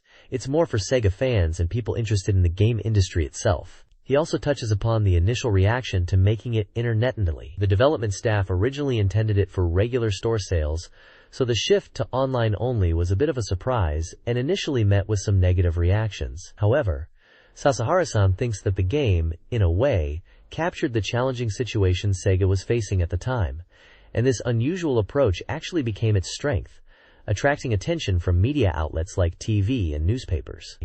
He says they didn't intentionally aim for this kind of buzz, but the result was quite unexpected and interesting. The next page continues the conversation with Takasaki-san and Sasahara-san about Sega. Takasaki-san explains that due to budget limitations, they had to be resourceful with promotion. He utilized connections with people like hitmaker Sasahara-san and others in Sega's advertising and DD departments. The advertising budget was incredibly small, only 30,000 yen, and they couldn't afford expensive advertising campaigns. Sasahara-san adds that they even tried unconventional methods, like recruiting Sega believers through their homepage. Takasaki-san further elaborates that while they initially planned Sega to be exclusively sold online through Dreamcast Direct, they faced resistance from retail stores. Shops were hesitant to stock it due to its niche appeal and online first release. However, unexpectedly, the game became a hit online, selling over 20,000 copies. This success, coupled with positive word-of-mouth and fan feedback, led to retail stores changing their tune and wanting to stock Sega after all. Sasahara-san describes the game content as a blend of fictional game elements and real-world situations, creating a unique and immersive experience. Takasaki-san concludes by stating his approach was to create something he personally wanted, as it was a low-budget project not aimed at mass-market appeal, but rather at a specific audience. There's also a footnote mentioning Vampire Chronicle for Matching Service, a Dreamcast Direct exclusive Capcom fighting game featuring all characters from the Vampire series. The conversation between Takasaki-san and Sasahara-san centered on the Sega launch, particularly its minuscule 30,000 yen advertising budget. The direct-to-consumer nature of the initial release granted creative freedom. Takasaki-san, responsible for profit, decided on a limited edition priced at 9,800 yen, with 4,000 yen allocated for bundled goods, a luxury considering the budget. A regular retail release would have prioritized profit margins, potentially compromising the quality of the bundled items. Sasahara-san described the marketing strategy: a mysterious reveal, showcasing only the title, Segagaga, to generate intrigue. They avoided gameplay visuals, aiming for a later surprise. Takasaki-san suggested the limited edition, prioritizing a desirable product with quality merchandise. The 8,000-unit production limit stemmed from budget-constrained notebook production capacity. The game's online success overcame initial retailer hesitations, leading to store interest. The developers of Sega, unsure of its marketability as an online-only game without in-store demos, targeted hardcore Sega fans with limited edition goods to encourage pre-orders. They prioritized understanding the user experience from the outset, fostering a celebratory atmosphere around the release. The 2-year development process was described as passionate, even chaotic, with the game exceeding expectations. The team found validation when Sega's Koichi Sugiyama expressed anticipation for Sega. The game's design, described as complex and rewarding for those who delve into it, was intended to tap into the fervor of Sega fans, drawing inspiration from the Everlasting Festival concept. The Sega development team initially worried about their game's niche appeal and potential cancellation.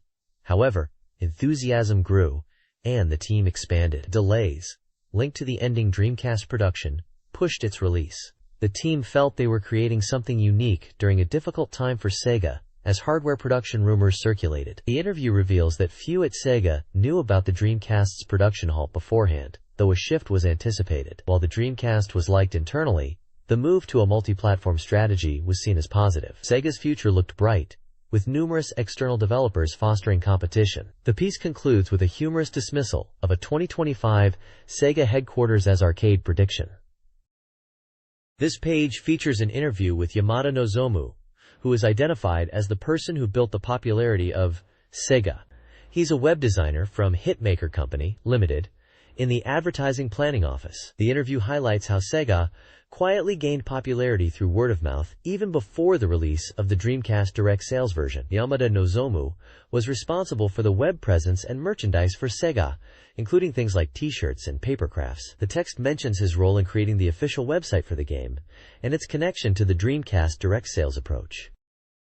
The Sega interview highlights the game's surprising success and devoted fan base, even before its release. Yamada, involved in the game's website creation, describes the initial plan for a limited Dreamcast Direct release. The official website fostered a strong community, fueled by the game's quirky characters and self-parody. Yamada was overwhelmed by the daily influx of emails, even from international fans in Hong Kong, Spain, and North America. These messages, often detailing extensive Sega hardware collections, demonstrated the fans' passion. The interview further emphasizes Sega's unique marketing approach, exemplified by the phrase, "Sega, isn't this normal?" The page includes images of detailed Sega Saturn papercraft and references to older Sega hardware, underscoring the deep dive into Sega's history and catering to its dedicated fans. The next page continues the Sega conversation, focusing on the papercraft models. Yamada explains that the reason they put so much detail into the papercraft is because Sega fans are discerning and appreciate that level of craftsmanship. Initially, the papercraft idea was just a simple box with the Sega logo, but after a positive online response, they expanded it to include consoles like the Master System. Fans were really enthusiastic and requested more papercraft models. Yamada mentions that at first, only the newer papercraft designs were available for download. But due to fan feedback and demand, they made older designs downloadable too.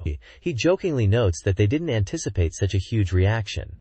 The conversation then moves to Sega Goods, and they are making limited edition t-shirts with stylish designs that Sega fans would actually want to wear, not just typical otaku-style merchandise. They aimed for a balance of mania appeal and stylishness that users would be happy to buy and wear. There are footnotes mentioning a Dreamcast Direct limited edition set that includes Sega Past hardware logo pin badges and a gray Segagaga t-shirt, available for pre-order with release on July 5th, priced at 3,000 yen and 2,000 yen respectively. Another footnote mentions that limited edition pre-orders back in 2001 were so popular they sold out in just 2 hours.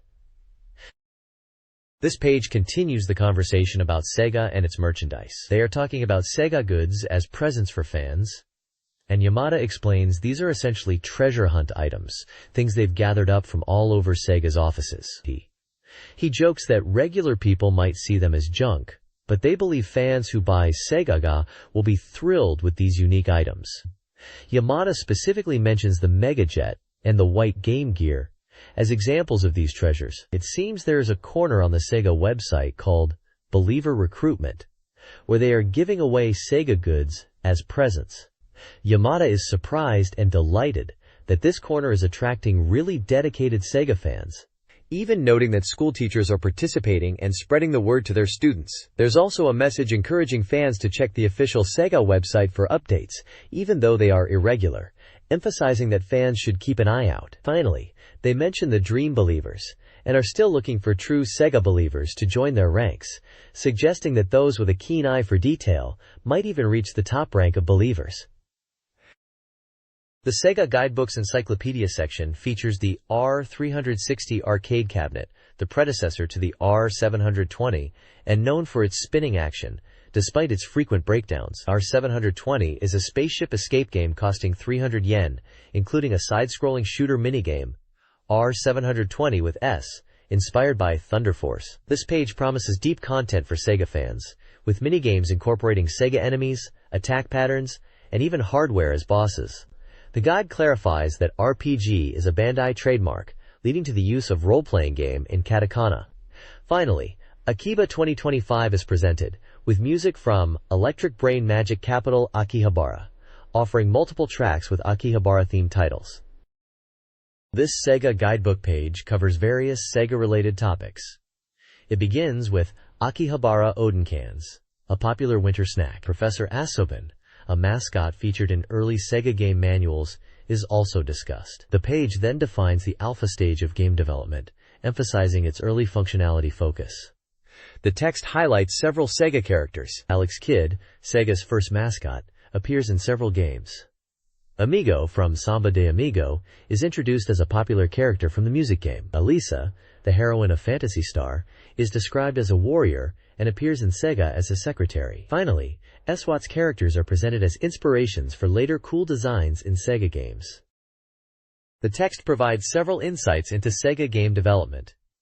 Italia no Shumeba is a nickname, likely a reference to Rocky Balboa. Sugo Shi, a consumer purchasing lead, appears as a store clerk with a sharp tongue in-game. Elisa's voice actress, Inoue Kikuko, can be heard in a CD player when playing a drum, adding a charming Kikuko-san at the end of a song. Umi no Sachi is an in-game item that restores parameters, reflecting the painless concept. Hardware mentions the SG-1000, Sega's initial console, released near the Famicom, but less successful. Its successor, SG-1002, improved controllers and scrolling. The character Ebi was originally named Error, with the change made due to development team feedback. Finally, the FM sound unit for the Sega Mark II-i, an add-on, expanded sound capabilities to 9 FM channels, sharing its sound chip with other systems. This page explores diverse elements.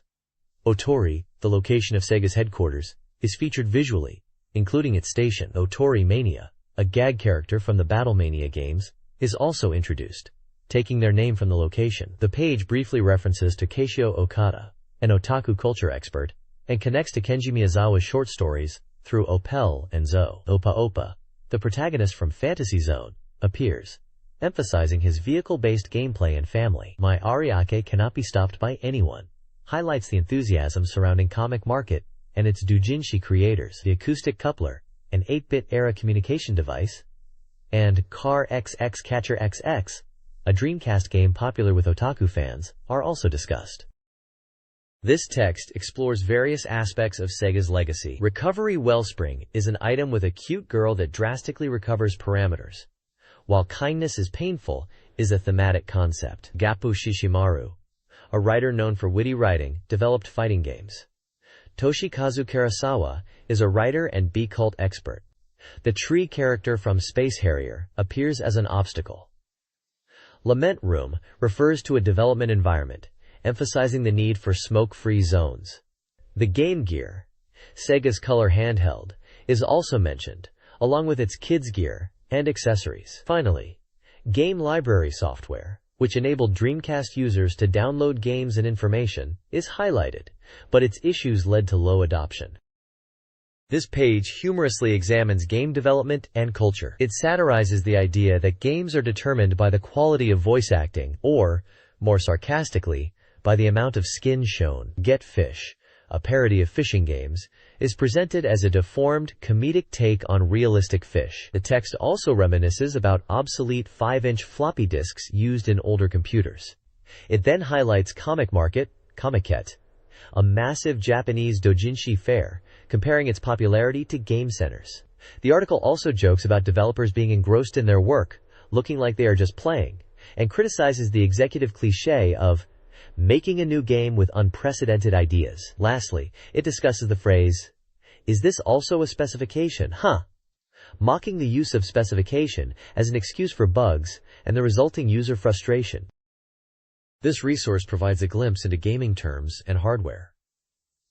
Kan no Sukumizu references a school swimsuit healing item. Strategies for the challenging Gradius stages are touched upon, as is a 30,000 yen budget for game promotion. The popularity of ST language for 80s PC game development is highlighted. The Sega CDX, a compact American console, is mentioned, along with the 16-ton subweapon from Fantasy Zone. The lock-on reticle, Shojin, from Afterburner 2 is discussed. The Sharp X68000 computer, Shodai 68, from 1987, is lauded for its graphics and sound. Artificial Lifeform E, a speedy character, is described. Finally, the Genesis is revealed as the North American name for the Mega Drive, noting visual and internal design differences for noise reduction. This page summarizes several Sega hardware releases and a game strategy. The Super 32X, an add-on for the Mega Drive, failed commercially despite its impressive specifications, including dual 32-bit chips. The Sega Saturn, a next-generation console, offered polygon graphics and competed with the PlayStation. Key games included Virtua Fighter 2 and Cyber Troopers Virtualon. The Sega Mark II is aimed to improve upon the SG-1000, focusing on color and sprite capabilities. The Sega Master System, compatible with the Mark II eyes, included features like FM sound and support for 3D glasses. The page also discusses a specific game technique called Beans Bean in Space Harrier's Stage 4, which requires pattern memorization to dodge obstacles. Finally, the page highlights Sonic the Hedgehog, representing Sega's focus on speed and fast-paced gameplay. This game showcases diverse elements, starting with a Nausicaa-inspired, quote, referencing game development. Key characters are highlighted, excelling in demos and two-player modes. The Zombie, a House of the Dead-inspired enemy, is vulnerable to brand touch attacks. A depressing office location, Onutiki Citizen Lair, embodies the feeling of workplace burnout. The Blessing of Nature item restores staff, causing them pain while using it. Takasaki Tadashi, a Sega enthusiast, appears holding rare software. President's Daughter embodies the damsel in distress trope from Dynamite Deca. Dacha, a catchphrase from a character influenced by anime, and phrases like Ryun, Nyo are present. Lastly, vertical screen is associated with classic arcade shooters.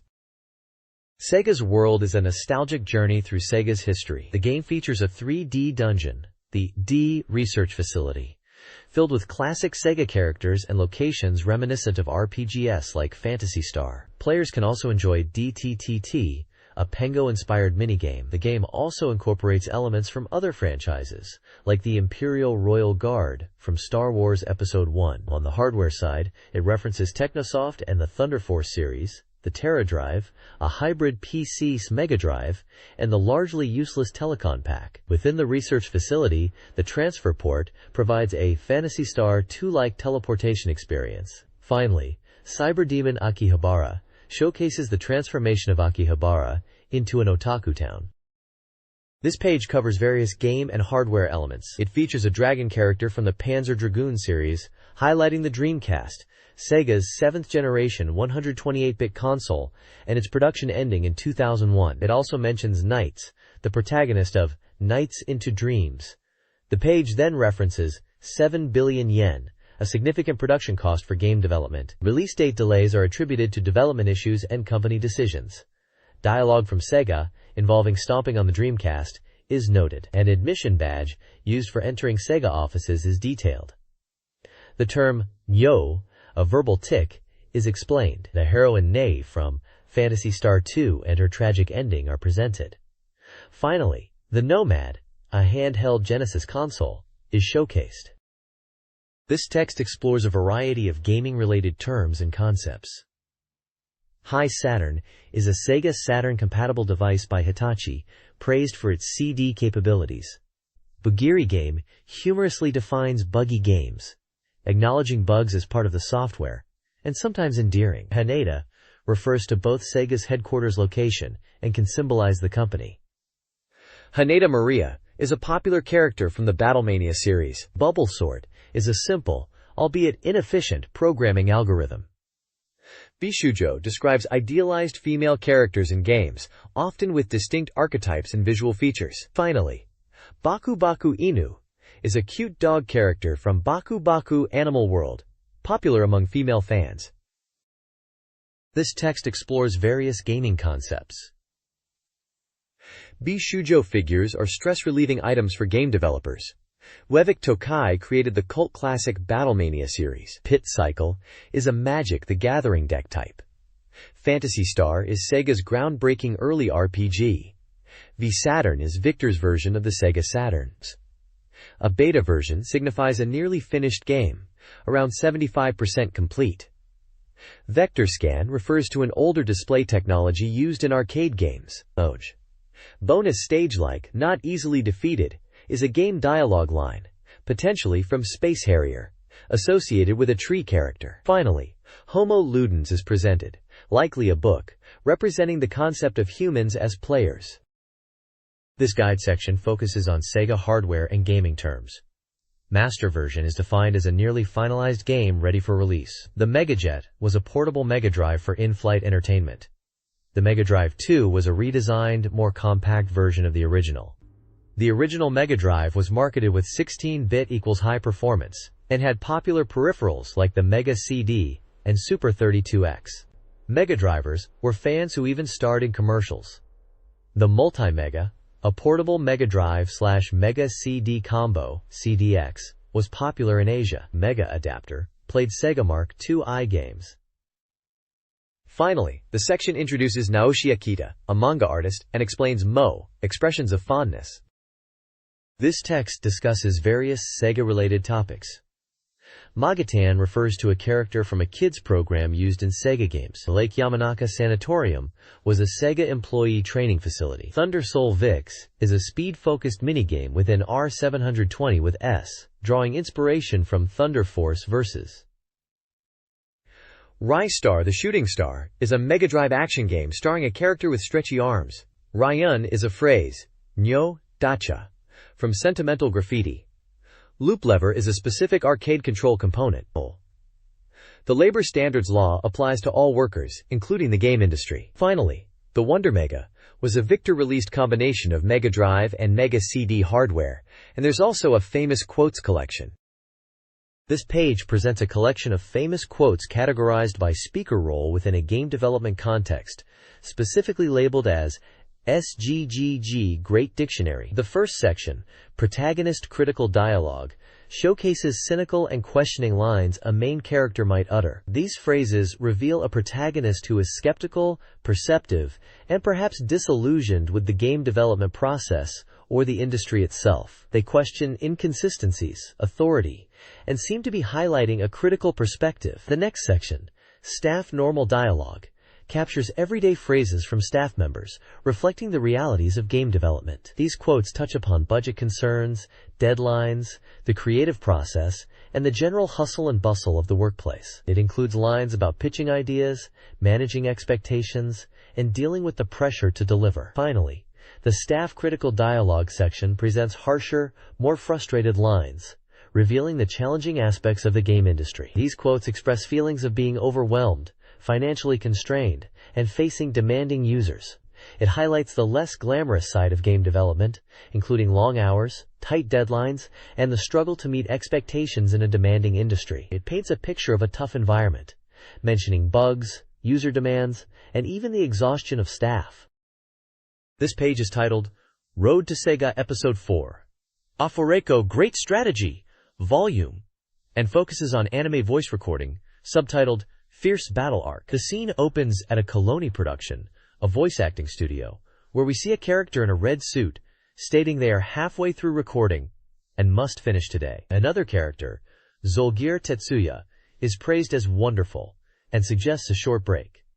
Then, the director Suzuki and Sound Kaneko are shown in a state of surprise, questioning why two people are rushing to the voice actors in a frenzy. The next panel reveals monstrous characters excited about getting autographs and photos, indicating a chaotic scene around voice actors. The page dramatically concludes with a dark image of silhouettes hanging from gallows with the words, "The End," suggesting a humorous, over-the-top resolution to the voice recording session. This page, titled Sega History, emphasizes the importance of knowing Sega's history, especially for those diving into Sega. It suggests that for new fans, understanding Sega's past is crucial, and even for seasoned Sega maniacs, it's a good opportunity for reconfirmation. As Sega approaches its half-century mark, the page encourages readers to look back at the company's legacy. This page is titled Sega 50-Year History and Sega Famous Names Akutas, focusing on key moments and products in Sega's history. It highlights 3 specific entries, marked A, B, and C. Entry A is about the Sega 1000, which is described as the first domestically produced jukebox in Japan. Interestingly, the name Sega, which would later become the company's name, was already in use for this jukebox. Entry B introduces Periscope, a record-breaking hit in the large electromechanical game category. It's a submarine game utilizing electromechanical technology and realistic decorations. This game marked Sega's first major success with large arcade cabinets, and symbolizes their dedication to this type of gaming experience from that period. Finally, Entry C talks about the SG-1000, Sega's inaugural entry into the home console market. Launched around the same time as Nintendo's family computer in July of 1983, the SG-1000 unfortunately faced immense competition from the overwhelmingly popular Famicom, and struggled to gain traction in the market. This page continues the Sega history timeline, moving on to Entry D, which introduces the SC-3000. This is described as a budget-friendly personal computer released in 1983 that shares similar capabilities to the SG-1000. It was an 8-bit machine launched during the home computer boom, and a later version, the SC-3000H, with a hard-key keyboard, was also released. Entry E covers the SG-10002, a redesigned version of the original SG-1000 console. This new model aimed to refresh the SG-1000 style, and was heavily promoted with TV commercials to boost sales and broaden its user base. It was positioned to compete with rival consoles like the Famicom, and featured improvements to the controller, addressing usability issues of the first model. Finally, Entry F highlights Hang-On, released in 1985, recognized as Sega's first body sensation video game. This arcade game featured a large, motorcycle-style cabinet, where players leaned left and right to steer, creating a physical and immersive experience. Hang-On was a hit due to its dynamic gameplay, and the technology pioneered in this game influenced later Sega classics like Afterburner and Ray 360.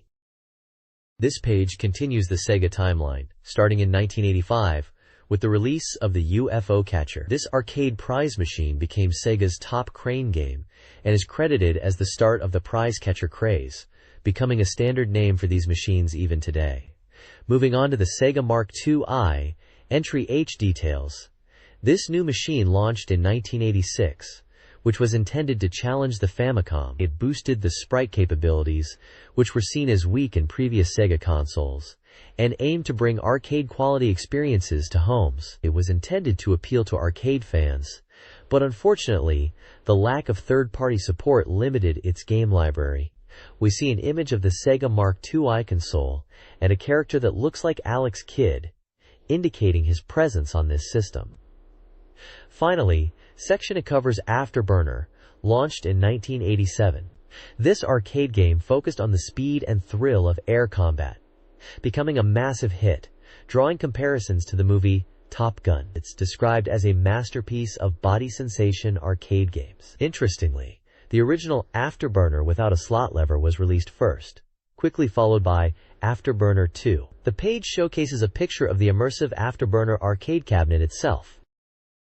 Section J highlights the Sega Master System, a short-lived upgrade to the Sega Mark II-I, released before the Mega Drive. Section K focuses on the arcade version of Tetris, a groundbreaking puzzle game that fueled a falling block craze. Its simple yet addictive gameplay captivated a wide audience, particularly salarymen. Section L introduces the Mega Drive, Sega's first 16-bit console, crucial for its future success. Designed to bridge arcade games with home consoles, it attracted third-party developers and achieved global success with titles like Sonic the Hedgehog. It dominated the market for 6 years until the Saturn's release.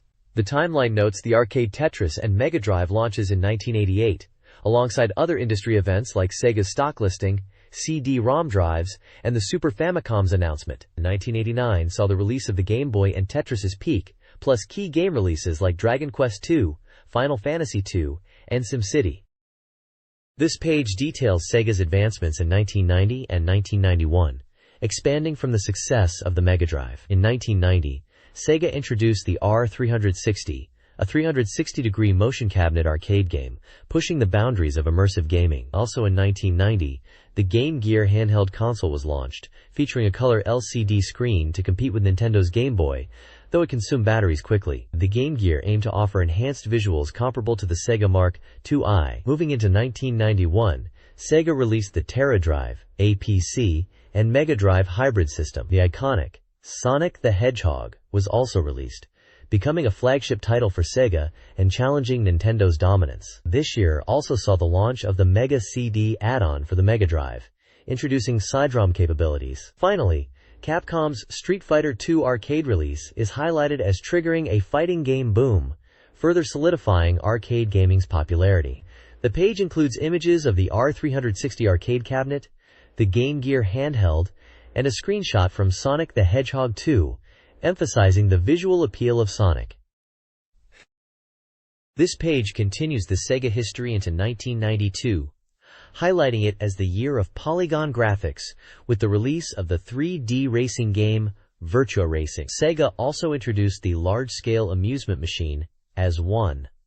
The Mega CD is presented as a high-performance, albeit expensive, add-on for the Mega Drive. It's described as the second Crydrom machine for home use after the PC Engine, boasting a faster CPU than the Mega Drive and supporting Super Famicom's rotation expansion features, but costing over 49,800 yen. Virtua Racing is showcased as a groundbreaking real racing game that opened the Polygon era, developed by AM2. It offered a new level of realism compared to previous 3D games and became a hit in arcades. As one is described as a large, spaceship-like cabinet for amusement parks, accommodating up to 8 people. It aimed to immerse players in the experience with synchronized images and movement, emphasizing the feeling and game aspects. The page mentions that in America, inventor John Kay claimed that video games that use low-frequency sound recording to display color images on TV monitors infringed his patent, leading to lawsuits against Sega, Nintendo, and Atari. While Nintendo and Atari settled for a low amount, Sega fought and ultimately paid 5.7 billion yen in damages. Finally, the page notes the release of Pioneer's laser-active home game console that used laser discs. and NEC Home Electronics released the PC Engine Duo, a Kydrom integrated machine. This page from 1993 showcases a pivotal year in gaming. Sega unleashed Virtua Formula, an 8-player racing game, and the truly revolutionary 3D fighter Virtua Fighter, which redefined fighting games with its polygon graphics. They also released the streamlined Mega Drive 2 and the more affordable Mega CD 2. Announcements were made for Nintendo's Project Reality, the future Nintendo 64, along with the Sega Saturn, Sony PlayStation, and NEC's upcoming PC Engine successor. Matsushita also launched the 3DO console. Intriguingly, the page mentions a news report about a death linked to excessive TV game playing, and notes the increasing prevalence of Crendrome-equipped multimedia PCs. Virtua Fighter is lauded as a game-changer, pioneering polygon models for fighting games, breaking free from 2D constraints, and achieving such cultural significance it's been preserved in the Smithsonian. The page also highlights VR1, a VR experience employing headsets and motion seats for immersive gameplay. Finally, Virtua Fighter 2 is spotlighted as a massive arcade success. Building on its predecessor, it captivated players and broadened the fanbase, achieving a level of popularity in game centers rivaling classics like Space Invaders and Tetris.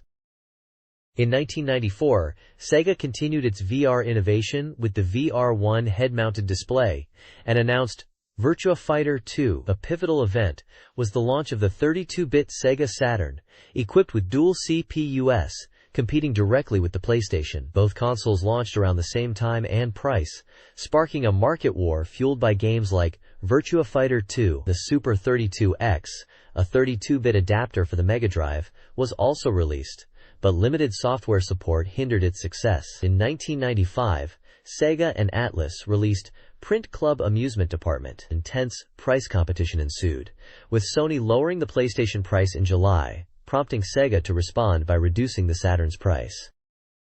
This page highlights a few key aspects of Sega's history around the Dreamcast era. Starting with Print Club Amusement Department, it explains how this simple photo sticker booth became incredibly popular, especially with schoolgirls, and dramatically changed the landscape of game centers. It became such a hit that many other companies jumped on the bandwagon, and it dominated arcade space. Moving on, the page introduces Naomi, which stands for New Arcade Operation Machine Idea, highlighting it as an arcade board with compatibility with home consoles. Naomi was released just before the Dreamcast, and served as the arcade system board that shared the Dreamcast's architecture. Games like Dynamite Deca 2 and Crazy Taxi are mentioned as examples of popular titles released on Naomi and then ported to Dreamcast. Finally, the page focuses on the Dreamcast itself, calling it the Dream Machine and the last home console from Sega. It mentions that the Dreamcast has a 64-bit CPU, but production lines for the console were stopped in March of 2001. It also points out the advantages of the Dreamcast, like easy software development and standard internet connection, which were advanced for its time. The text wonders if now might be the last chance to get a Dreamcast, as various versions were available. This page is titled Sega Famous Character Chronicles, and it's showcasing a range of well-known characters from Sega games throughout the years. It starts with some early characters like Games Doctor and Asoban Professor, who were originally in SG-1000 game manuals as hint characters. Then it moves on to popular arcade figures like Opa Copa from Fantasy Zone, a shooting game, and Alex Kidd, who was positioned as a potential rival to Mario with several games in his series. The page also highlights Elisa from Phantasy Star, noted as a rare example of a female protagonist at the time, and Nie from Phantasy Star 2, a popular and somewhat tragic character from the series. Sonic the Hedgehog is, of course, featured as Sega's iconic face, becoming a huge character in Europe and America. Other characters include Dynamite Cop Mania from Battlemania, known for Sega-esque humor, Pepperucho from Clockwork Knight as a toy-like character, and Knights, a newer character from the Sonic team.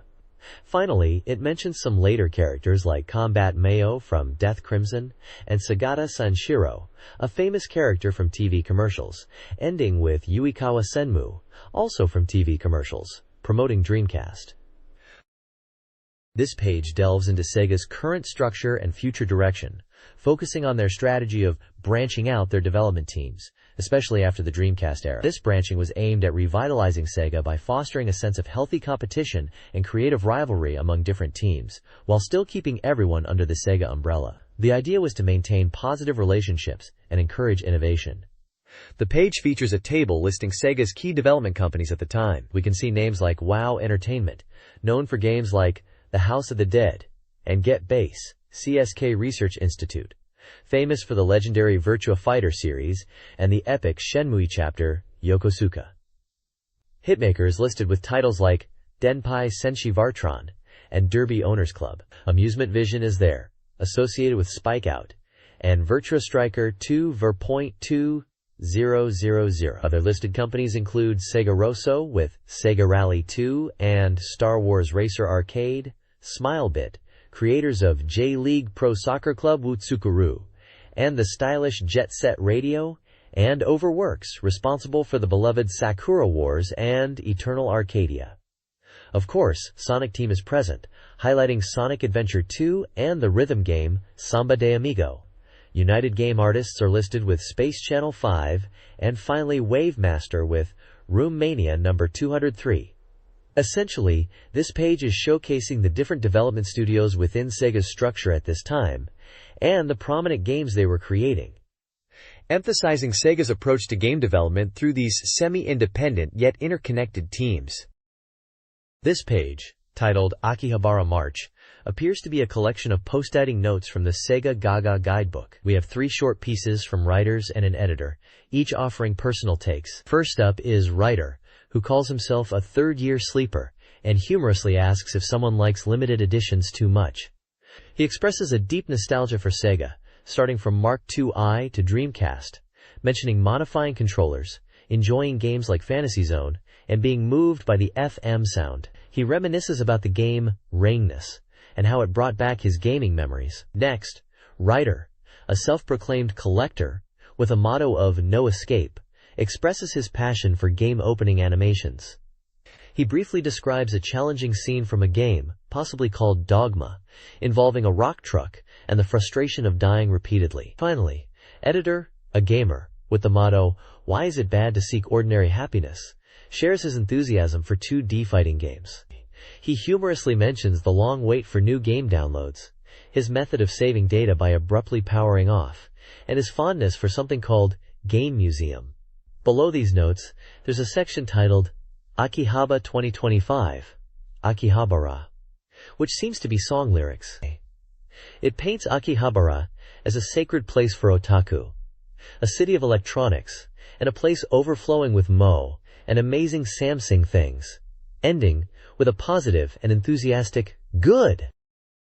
This page appears to be the title page or publication information page for a guidebook. It clearly states that phone inquiries about the game content are not accepted, so don't bother calling. This book is titled Sega Perfect File, and it's number 8 in the Dreamcast Complete Strategy series.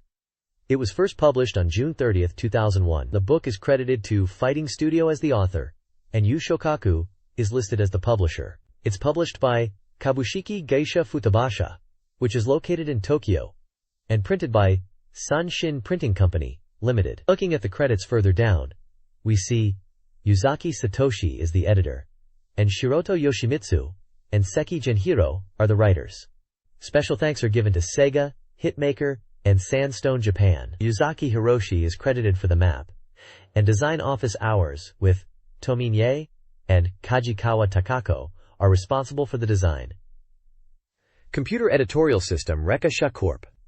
and Digital Prepress Sanko Printing Company, Limited, are also mentioned. The copyright information at the bottom confirms it's copyrighted to Sega Corporation and Hitmaker Company, Limited from 2001. It also mentions Futabasha printed in Japan, and includes standard copyright notices about reproduction and handling of damaged copies. It also points out that RPG is a registered trademark of Bandai, and Dreamcast is a trademark of Sega. Finally, it gives the ISBN number. So, this page is essentially the formal publishing details and legal information for the Sega guidebook. This page is a fun, lighthearted warning message about Gudroms, presented like lyrics to a song, called Singing Warning Sound. It starts by exclaiming how convenient Direct is and asking everyone to rely on it. The first point is a warning stating that Sega drums are specifically for Dreamcast and should not be played on regular CD players. It explains that if you try to play them on CD players or radio cassettes, it can cause various problems, so enjoy the game on Dreamcast. The second point, thanks the voice actors and staff for their hard work. It then addresses the users who bought Sega, asking how they found the game and if they enjoyed it. It expresses gratitude to everyone and hopes to meet them again. Finally, the page concludes with a call to action, urging everyone to buy a Dreamcast, signed off with Kikuko-san and a heart. It also has the copyright information for Sega Corporation and Hitmaker Company, limited from 2001, mentioning that Dreamcast is a Sega trademark. This page seems to be from near the back of the book, possibly the back cover area, showing the ISBN number, price, and barcodes for the book. Below this are 3 highlighted sections. The first is titled Strategy and features a screenshot, likely related to Sega. Next is Behind the Scenes, showing a picture of 2 people in discussion, probably developers or staff. Finally, History shows a screenshot from a fighting game and mentions Sega 1994, suggesting it's covering the history of a Sega game from that year. At the bottom are publisher details for Futabasha and the standard Sega copyright information from 2001. This page is likely the back cover of the book, showing typical details like the ISBN number, price in Japanese yen, and barcodes. You can see 3 highlighted sections here. Strategy, which shows a game screenshot with the Sega logo. This is probably related to the Sega game itself. Then there's Behind the Scenes, which features a photo of 2 guys in a casual conversation. These could be developers or people involved in the game's creation. Lastly, History shows a fighting game screenshot and the copyright Sega 1994, suggesting it covers classic Sega games from that era. The text at the bottom is hyping up the book, saying it's packed with strategy info to really dive deep into Sega, and it also traces Sega's golden age with a historical timeline and glossary.